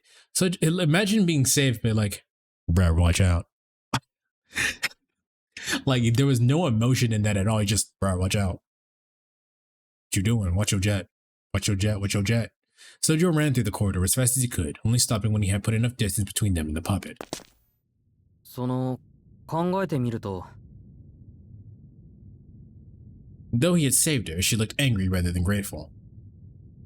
This did not keep Sojiro from saying his piece. 明日はどうも忙しいみたいなんだ。 In other words, let's finish this today. A rather awkward proposal. Aoko remained silent. She was also rather angry. Not that she could not figure out what had made him tick, nor because he had returned after escaping, not even because he was spouting his typically airheaded lines. It was, she supposed, that instant. The fact that when he grabbed her hand, her mind had gone completely blank, Aoko found it unforgivable. Which beckoned the response. あなた、正気。 In the heat of the moment, she blurted it before she could stop herself. それとも自殺願望でもあったわけ。私もあいつも、あんたなんか殺す対象に過ぎないのよ。少なくとも、恩を売る相手じゃない。言っとくけど、私、助けられたぐらいで曲がる信念は持ち合わせていないから。Sojiro nodded, clearly unperturbed. 青崎がそんな可愛らしいもんじゃないのはこの夜だけで骨身に染みてるよ。 I wonder how effective a gun would be against a mage. If you remember from last time, it explained that magecraft can only do what humans can do. It just does it incredibly more effective. Efficiently, rather, not effective. So, humans can make guns, and that means magecraft can also be used as a gun. But the difference being is that a magecraft could use, magic to beat the gun, as opposed to getting all the pieces for a gun, getting the metal, getting the materials, getting bullets, etc., etc. So, magecraft could only do what is technically possible. The short answer of that question is the same effectiveness as magic. She found herself slightly offended. けど君は勘違いをしてるから少し正そう。あいつの狙いは青崎だけじゃない。君だけじゃなく、俺も殺す気だと思う。He was having none of it. Her eyes shot daggers his way. 話は最後まで聞く。どうしてかっていうと、1階の入り口あるだろ、あの細長い通路。なんでかあそこから先に進めないんだ。逃げたくても逃げ出せなくて、仕方なく戻ってきた。Naoko's eyes widened ever so slightly in amazement. She felt admiration rather than shock that an enemy would go to such lengths. それに、さっきので完全に敵扱いされた。あの人形、こっちをじろっと睨んできたし。いや、一瞬でよく見えなかったけど、生きた心地しなかったな。青崎も気をつけた方がいい。多分よっぽど怖い顔をしているに違いないぞ。それはご親切にどうも。うん。なんでこれはもう他人事じゃないんだ。青崎と人形、結論としてどっちが勝っても俺は殺されてしまうんじゃないか。そうね。そこまでやってるなら目撃者は消すでしょうね。私みたいに。だろ。でも俺はあいつには殺されたくない。え？ His words were decisive. As Oka looked up at him, she could swear she was trying to encourage her. It was then that she realized Sojiro was looking even worse than before. ちょっと待って。大丈夫なのあなた。まあ、醤油を一升瓶飲むよりはマシではないかと。That's a very strange statement. He tried to make light of the situation, but his forehead was clearly drenched in sweat. そうか。さっき人形に近づいたから。How could he possibly be able to withstand a curse that made even Aoko nauseous? My guess is that his body inherently rejects magecraft. I don't know how, I don't know why, but that explains why he wasn't be able to be sensed in the bounded field earlier. And that explains why he's not fucking dead. So he has a natural resistance to magecraft. She bit her lip, annoyed at herself for not noticing this earlier. Sojiro was such an airhead that she hadn't even paused to consider his plight. 下で隠れていようとか思わなかったの？その方がどう考えても安全でしょ？ He really could not understand him at all. それは青崎が言うセリフじゃないな。でもまあ、長話をしている時間もない。そろそろ追いついてくる頃だ。He turned to look down the corridor. The crackling sounds of a music box could be heard creeping from the darkness. さっき1階にいて考えたんだ。君がやられても俺は殺される。なら、まず奴をどうにかするべきだ。あなた。 Honestly, chat, I really like the I only hear the music box music coming from around the corner horror trope. We can thank FNAF for that because Ballora is the one that got that to me. I heard like a fucking trap remix of Ballora's theme from FNAF and that shit went up so hard. I can hear someone creeping in my room. Perhaps not. She asked a question to which she already knew the answer. She did it to put him up to the test. If he wavered even a little, she would have killed him where he stood. 提案。あいつをやっつけるのに協力したら、俺のことは見逃してくれる？助けられたぐらいじゃ信念は曲げないって言ったでしょ。それに、あなたに何ができるっていうの？それは青崎が考えてくれ。得意だろ、そういうの。The commander who had the overall picture was responsible for delegating roles to their teammates. It was futile to depend on someone who was unable to grasp the situation or evaluate the enemy's strength. Sojiro was proud to share that he knew this. Where's the trap remix of Toreador match? Google it. I'm sure that actually exists. He spoke the truth. Monka was the only one who knew both Sojiro and the automata.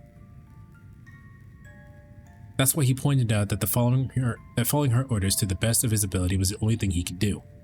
It may have seemed as though Sojiro had surrendered his capacity for self-thought, but in accepting that he was helpless, he was in fact giving Aoko his complete trust. じゃあ、私の指示に 100% 従うってこと？ああ。それに、これは恩とか義理の話じゃない。一人だと分が悪いから二人でかかるだけだ。善意でも好意でもない。取引って言わないか？ His eyes sparkled as if this was bartering in the truest form. まったく。 This child must have learned that from Tobemaru, Naoko thought. Though she refused to let him see it, she smiled inwardly. Sure, he had gotten the best of her just now, but there were times when defeat was not the worst outcome in the world. 労働と報酬ってわけね。それなら理にかなってる。うん。言いたくないけど。 She relaxed her shoulders and sighed. Her face cracked into a wicked grin as if her fears had suddenly washed away. それ、結構私の好みよ。 Naoko repaid Sojiro's trust in equal measure.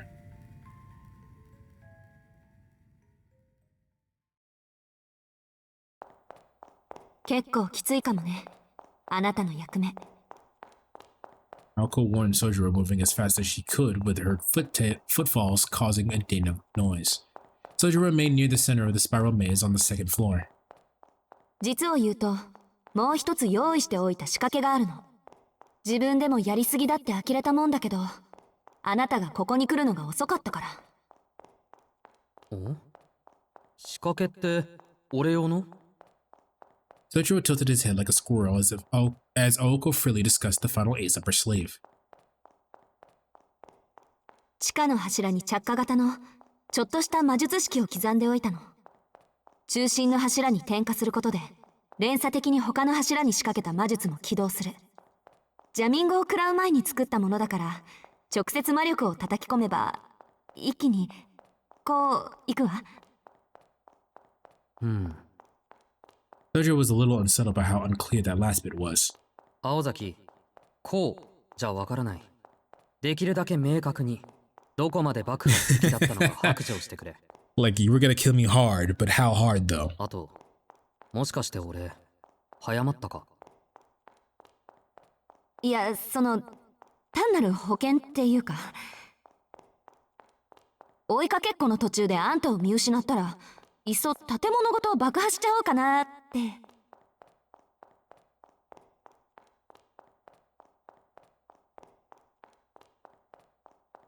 It was her policy to be thorough to a fault. After all, she laughed embarrassed to hear herself say it aloud. いくらなんでも徹底しすぎてる。 She did say that. Faced with Aoko's cruelty, Sojiro forgot about the situation at hand and protested from the bottom of his heart. 何よ、いいじゃない。そのおかげでなんとかなりそうなんだから。She shot back. Aoko dashed down the corridor, mumbling things that probably would have sent Sojiro packing if he heard them. The strategy was simple, which means this is not going to go to plan. Aoko would use the escape route to the right to avoid the puppet while making her way down to the basement. Upon reaching the central pillar, she would infuse the formula she had prepared with magical energy and escape. Once ignited, it would take about a minute for the chain reaction to spread throughout the whole house of mirrors, and another minute for the building to collapse. She would be cutting it a little close, but because she had committed the maze to memory, she was sure she could make it out in time. Aoko assumed that the chain reaction caused by the pillar would clear the barrier that the puppet had placed at the entrance. And even if it was strong enough to withstand the blast, it would not be able to stay standing once the foundations buckled. Sojiro's escape was assured as long as the formula in the basement was activated. Next came the most important part. The automation was at a disadvantage in the obstacle-laden house of mirrors and was unable to move at full speed. If it was near the center of the second floor when the building collapsed, it would be caught and crushed by it. So the problem was keeping the puppet on the second floor until Aoko could make it down to the 当て basement. にしたからね、しずきくん。せめて3分ぐらいは引きつけて。 Ideally, he would be able to keep it busy until she could activate the formula. If that failed to work, him lowering it down to the first floor would be the next best thing. She understood perfectly well the danger she was putting Sojiro in, but his lucky streak was in running speed were nothing to scoff at. ただ逃げるだけなら、もしかしてとんでもないことをしてくれるかも、あいつ。 Aoko made her way through the hidden passage of the maze, her hopes pinned on Sojiro. Meanwhile, well out of earshot, Sojiro was readying himself for another desperate chase. He calmed his beating heart using a method of his own making. What mattered most was that he remained calm. The plan was simple enough, and Aoko's orders were succinct and easy to understand. 10メートルぐらいの距離を保ってできるだけゆっくり通路を 3,4 周すること。横道は鏡のつなぎ目で覚えて。ここなら左回りで6、3、7、2枚目にあるから、そこをぐるぐる回ってれば比較的安全よ。It was essentially a looping marathon. As long as Sojiro kept just enough distance from the puppet's extended arm to allow her to track him, she could continue to chase him indefinitely. Simple though as the task was, Sojiro was putting his life on the line as bait. And then there was one final order to run as fast as he could to the exit when the building began to sway. 結構じゃなくてかなりきついんじゃないかな、これは。He nervously stuck his head out from around the corner. He could hear the sound of the music box on the other side of the corridor. First, he had to make eye contact with it, then head through the shortcut on the right and begin the game of tag. He spotted it and braced himself. Closer. Closer. Fearing that her arm could fly at him at any moment, he went over his instructions in his head. However, he could not quite remember which pane led to the first hidden passage. The third, the sixth, the ninth? No. He was sure that he was mistaken. He was confident he had memorized moments ago, but his nerves had gotten the best of him and his head was now spinning. Then, Sojiro realized that the sound of his pursuer was beginning to grow distant, and at an incredible speed. Oh, shit! 何？ The unusual silhouette of the puppet astonished him, for it had taken the form of a beautiful girl. But now it made a bizarre transformation, and returned to the first floor to pursue its primary target. いや、それは。So this is the thing that happens in writing all the time. If at any point someone tells you the plan and the plan isn't happening exactly as they're telling you, there's something that's going to go wrong. That happens all the time in Yu-Gi-Oh! Someone will think about a plan that they're going to do, like a certain plan that they're going to do, and immediately after they think about that plan, it fucks up. It falls apart. Sojiro was no longer sure what to do. Before he even had time to mourn his failure, the puppet had vanished out of sight. I'll help, so let me go. Or so he had said, but now he could not follow through. さて、自分はこれからどうしよ Alone, he tilted his head in frustration. He spoke in darkness as if Aoko would be there to answer him.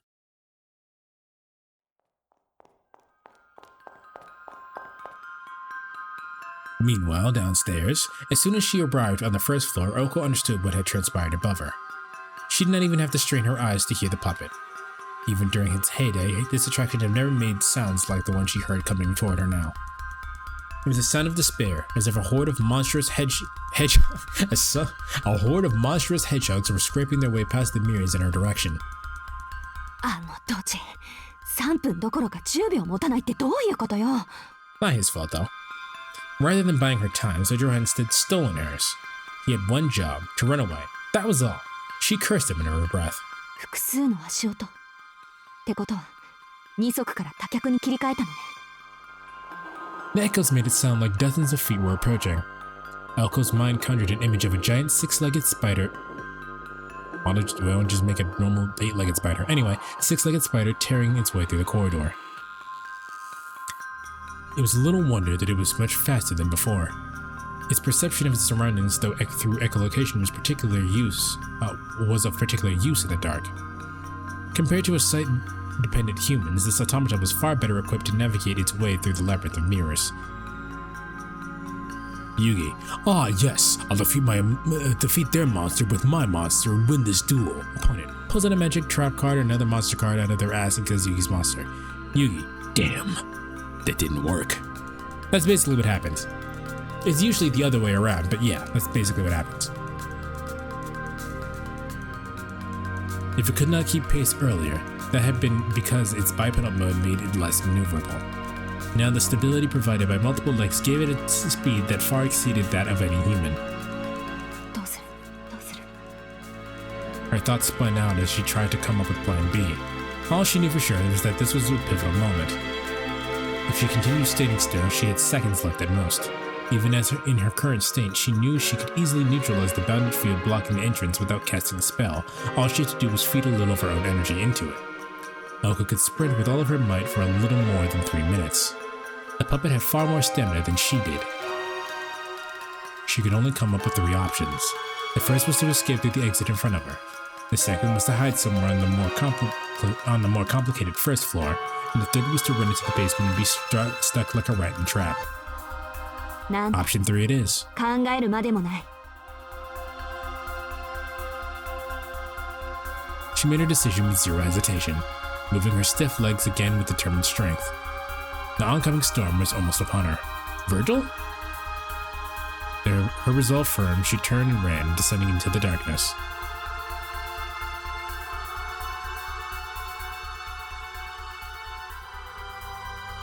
No matter what, a finale should be glorious. This would be the Mirror Castle's final scene. 2 humans and a puppet. It's an interesting porn title. A young sorceress ran towards the subterranean heart of the castle, while an autonomous antique chased its prey into the depths of a demonic dungeon. A minute later, a faint blue charge would ripple through the castle. This is the main pillar in the deepest depths of the basement. Though not critical to the castle's structure, the pillar was a visible symbol of it. The girl concentrated her magical energy into a fist and thrust it at the pillar.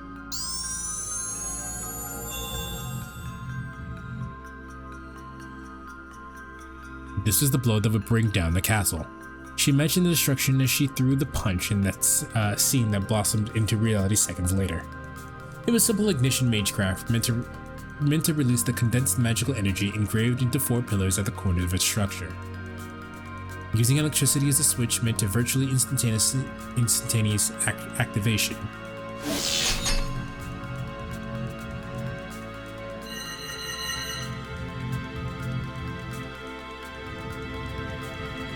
It happened swiftly and elegantly.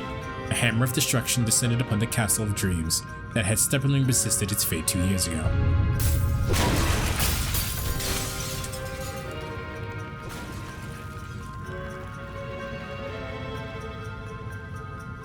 It was almost a joyous sound.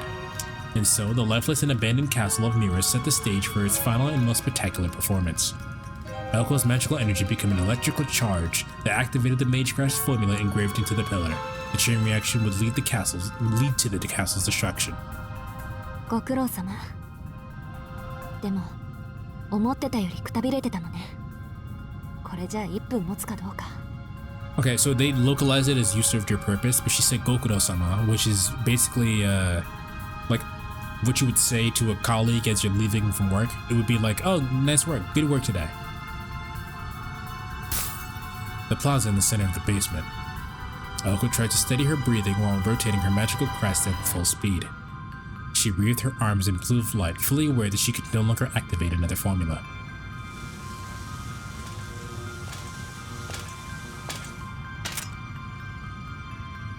Her labored breathing refused to settle. She stood at the center of the basement. Without being spotted even once, she had managed to make it all the way to the center pillar. It was a 100-meter dash in 13 seconds flat, undoubtedly a new personal best. She spurred on her weakened heart, knowing full well that the fate that awaited her. 入れば追ってくる。地下に行けば逃げられない。当然よね。最後まで逃げ回ろうなんて虫のいい話だった。Hindsight was 2020. The castle was only a minute away from collapsing completely. If they stayed here, they would both be crushed by the rubble. The puppet certainly did not care. With no life of its own, its sole concern was eliminating of its target, Aoko Ozaki. Indeed, the enemy had been willing to die from the start.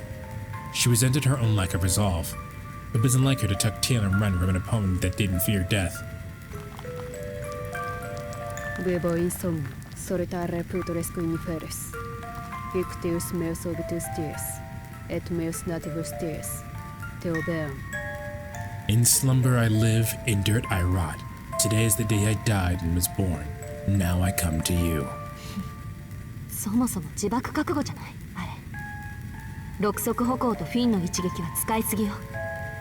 もう呪詛による魔力補給じゃ間に合わない。 Such a perpetual motion device was only as good as its ability to regulate its energy consumption. Using so many functions at once meant it was burning through fuel quickly and losing the ability to process the curses that powered it. It was using up all of its functions it had been given to achieve its aim. This was the pride of a tool, if such things could have ego. Those endowed with sentience could never hope to understand. A beast born to do nothing but run would burn any human that faced its resolve. ほんと、もったいない。こういう無茶をするのは姉貴だけかと思ってたけど、いるところにはいるもんね。Ryoko did not intend to sacrifice play here. She respected her adversary now, and she was done regretting her choices. There was no time to waste. 行くわよ。ここできっかり。Ryoko had every intention of paying it back double for what it had done to her. The energy Ryoko had accumulated exploded out of her right leg. She aimed for a single thing, a head-on attack. The energy responded with a lethal curse that reached for her heart like a set of talons. Humming with power, it meant to rend Oko's heart and burn itself out in the process. As soon as she saw it, Oko kicked the floor as hard as she could. Her long hair swirled through the air as she flipped aside. This lateral movement almost sent her tumbling to the ground, but a quick swing of her arm allowed her to regain her balance. A shot grazed her arm, the curses scorching her left shoulder. She did not flinch. Oko knew she could not hold on as long as she continued to avoid a direct finisher. Snap!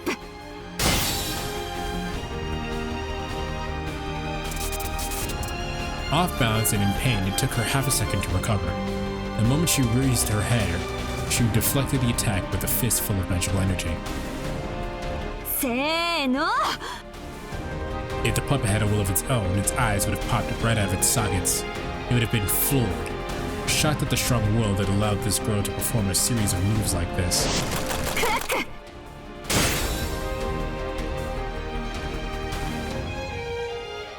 Oko's response was instantaneous. While her power was not sufficient to completely redirect the arm's trajectory, it was just enough to deflect it harmlessly past her hair.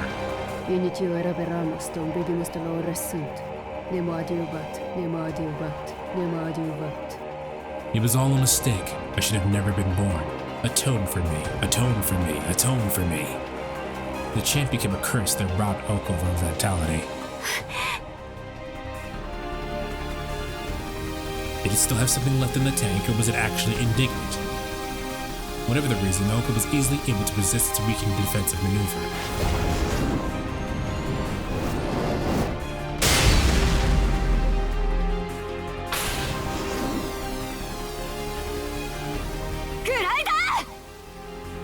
And her right leg, pulsing with magical energy, shot up into the puppet's chest from below.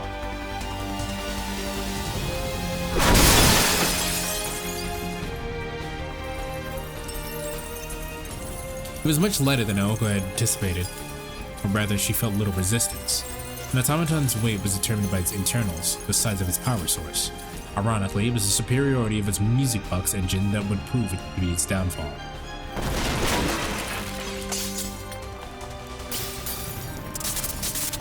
Venite, venite, venite, meum sepulchrum, venite. Welcome to my grave. A stuttering curse. Having taken the full brunt of Aoko's kick, the puppet bounced from the ceiling to the floor, collapsing in a heap.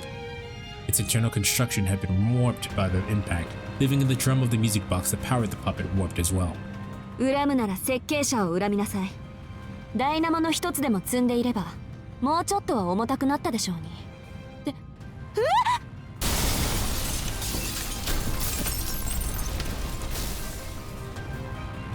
Part of the ceiling came crashing down in front of Oko, snapping her back to her ところ senses. で今、どうやってぶっ倒したんだろう。 She was so stunned by her own victory that she forgot the House of Mirrors had begun to collapse. って、こっちのがやばかった。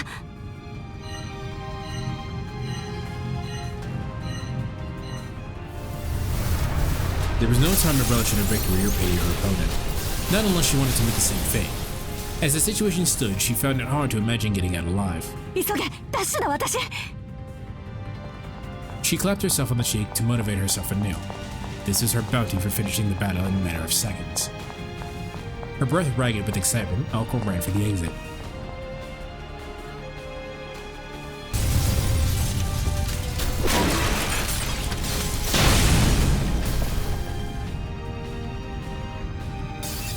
The collapse was intensifying by the second. Having lost the support pillars, the castle was buckling under its own weight. この邪魔 Escaping from the basement was proving to be no easy task. While she was taking the shortest route possible through the maze, she was nearly crushed by a falling piece of ceiling along the way. This was the second time, no third, she had to deal with falling rubble along the way. She destroyed the debris on the stairs with magic bullets as she ran. The automaton's gemming had long since worn off. The early attack had damaged the vast majority of its functions.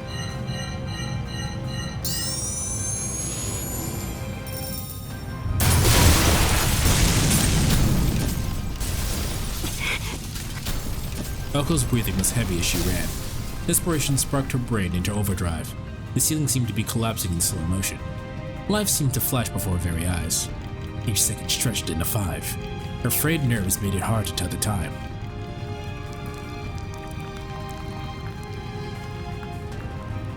There was debris riddled throughout the stairway, forcing her to crawl up it. She emerged from the destroyed basement in the collapsing first floor. That was the plaza, still traversable at all was a miracle in itself. What? Sorry, I got distracted by the roommates coming home. That was the plaza still traversable at all was a miracle in it. That the plaza was still traversable at all was a miracle in and of itself. Unfortunately for her, the crucial path to the exit was still intact. よしついてる The corridor to the entrance was still intact. The basement maze only extended as far as the plaza, so the entrance corridor wouldn't collapse. Only the ceiling would cave in, leaving the scaffolding around it intact. She got herself this far by telling herself repeatedly that fate would decide whether or not she reached the plaza. Her gamble paid off. It was a lucky day. All she had to do now was muster the loss of her strength and keep moving forward until... She hesitated for a fraction of a second. Was it naivety? A sense of responsibility? She pushed aside the image that popped into her head and continued running down the corridor. 言っとくけど時間合わせの余裕はないわよそんな上等な作戦じゃないしお互いできることをやったら最速で出口に向かいましょう That was 5 minutes ago. At the time, Soichiro had nodded with trepidation. And Aoko had not bothered to ask herself why. 何様だっての私今は走ることだけ考えろ This corridor was giving out too. If she would look back, she's sure she would have seen the building collapsing in on her. She was also sure she had no time to waste doing so. Her luck was fading as fast as the building structural integrity. It was a small miracle that she escaped serious injury up to this point, and she could not afford even the slightest slip-up. An ankle sprain, loss of balance, or even a sneeze would be fatal. A simple pat on the back was enough to end it. So naturally,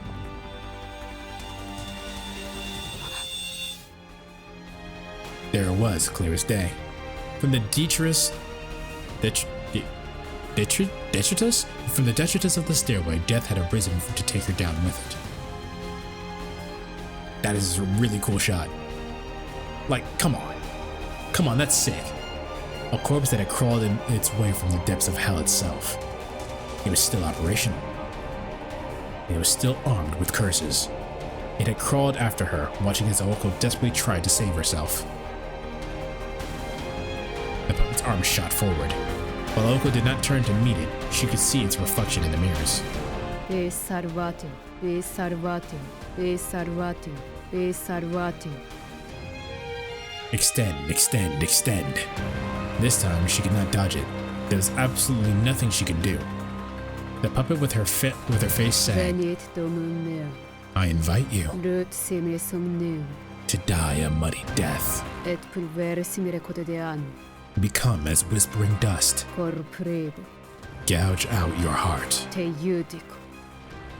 Death be upon you. I don't know why, but it reminds me of Alien X. It's because it's the same color scheme. Black body, a white outline. For a moment, she could not believe her eyes. It was the last thing she expected to see. しつこいぞお前 A fierce expression adorned the face of the boy who had been waiting in the plaza as he smashed the puppet's outstretched arm. Anger really did not suit him at all. His weapon of choice was a fire extinguisher.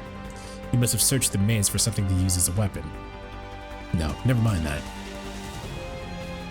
He was too crazy to contemplate, but he had stayed behind for her.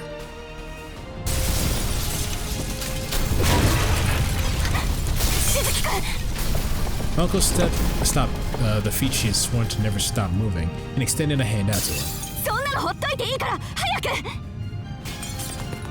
Sojiro tossed the fire extinguisher aside and took off running.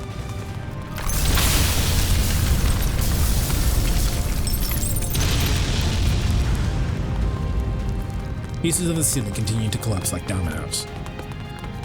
They kept moving with dust and dirt following in their wake. The shadow raced through the collapsing corridor with all their strength.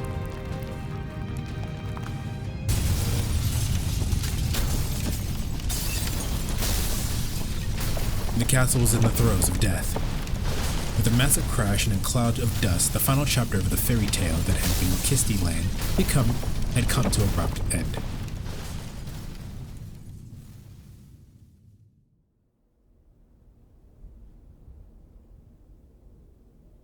All right, I was trying to finish the action part of that scene. So the magic can work like a gun, and can some magic work like a flamethrower or a rocket launcher? It is some people's, some families' literal like thing to figure out as such. Batra had mentioned before, I hope we don't see any more parasite magic. It's because that family's magic, like their legacy to magic, was to find a way to use bugs as puppets.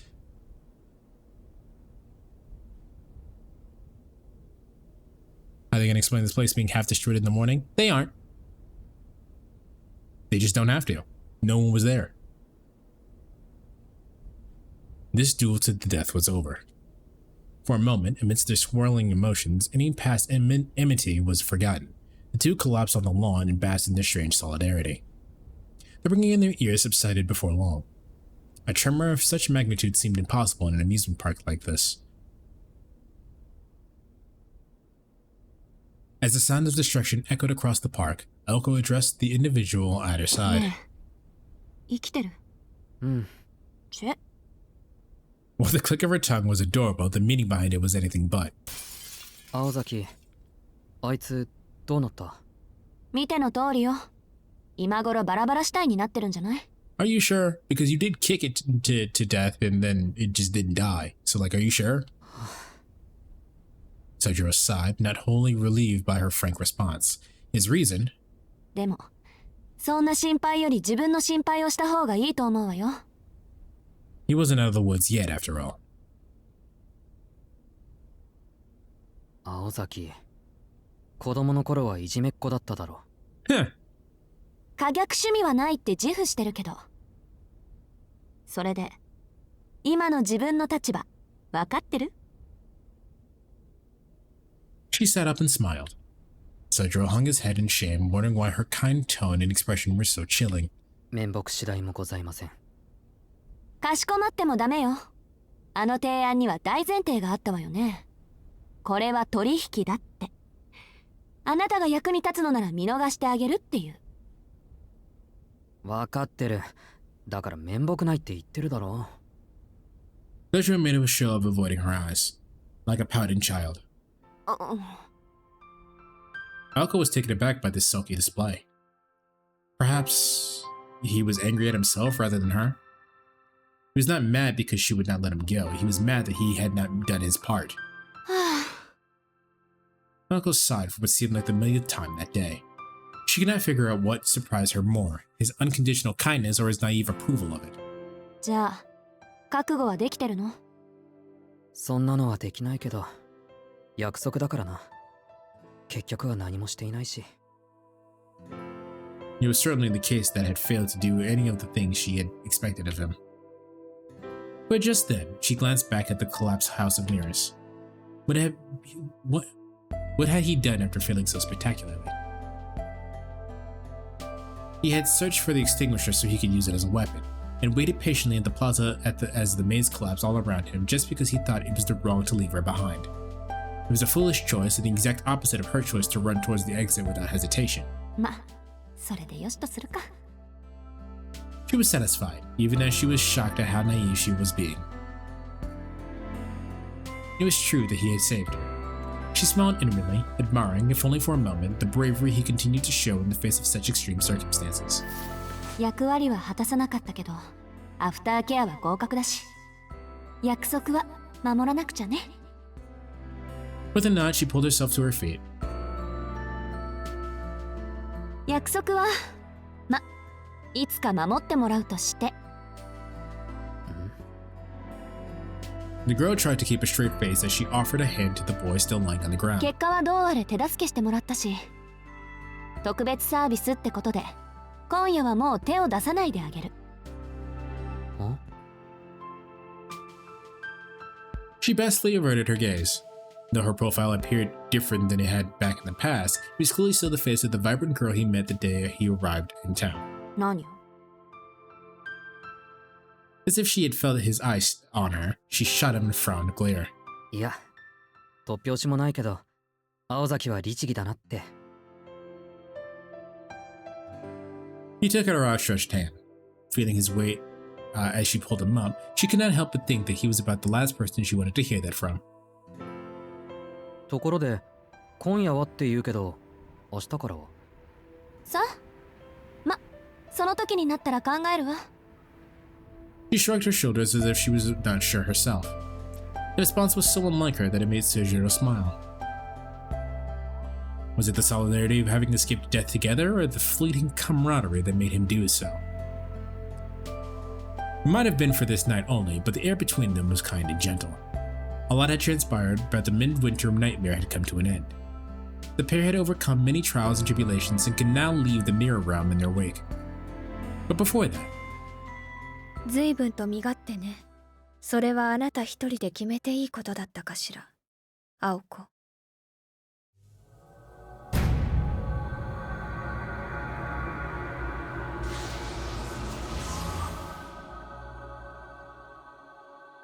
it was the voice of a beautiful songbird and a merciless machine all rolled into one. アリス。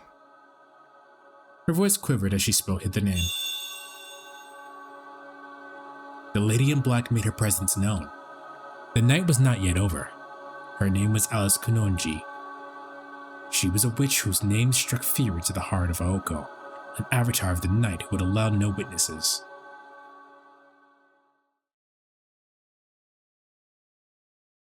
I think that's a good place to stop, because holy shit.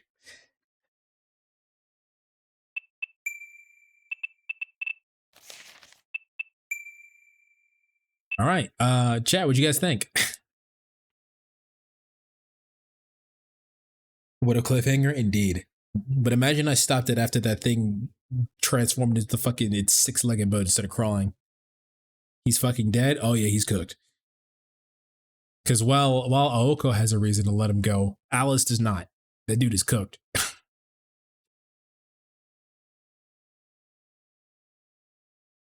Is Day still on?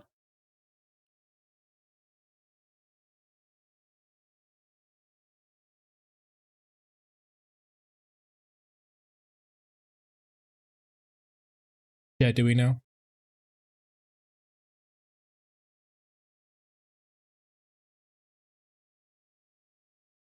You're a fool! Why doesn't he just get a gun? Is he stupid? He probably doesn't actually know what a gun is.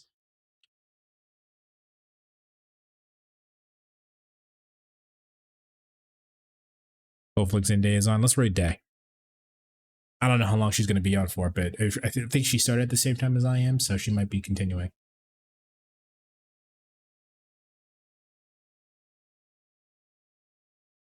I don't think it's taking...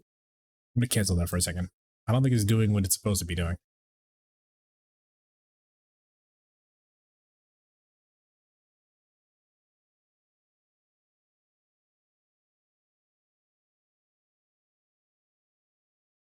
You started at 6. You do realize that I'm not in the same time zone as you anymore, right?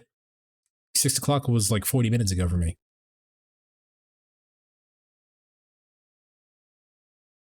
Okay, it's Twitch is being weird. So I mean, you guys are all following day anyway, so just go over there. All right. I'll see you guys maybe tomorrow. We'll see. Pay attention to the Discord. All right, later.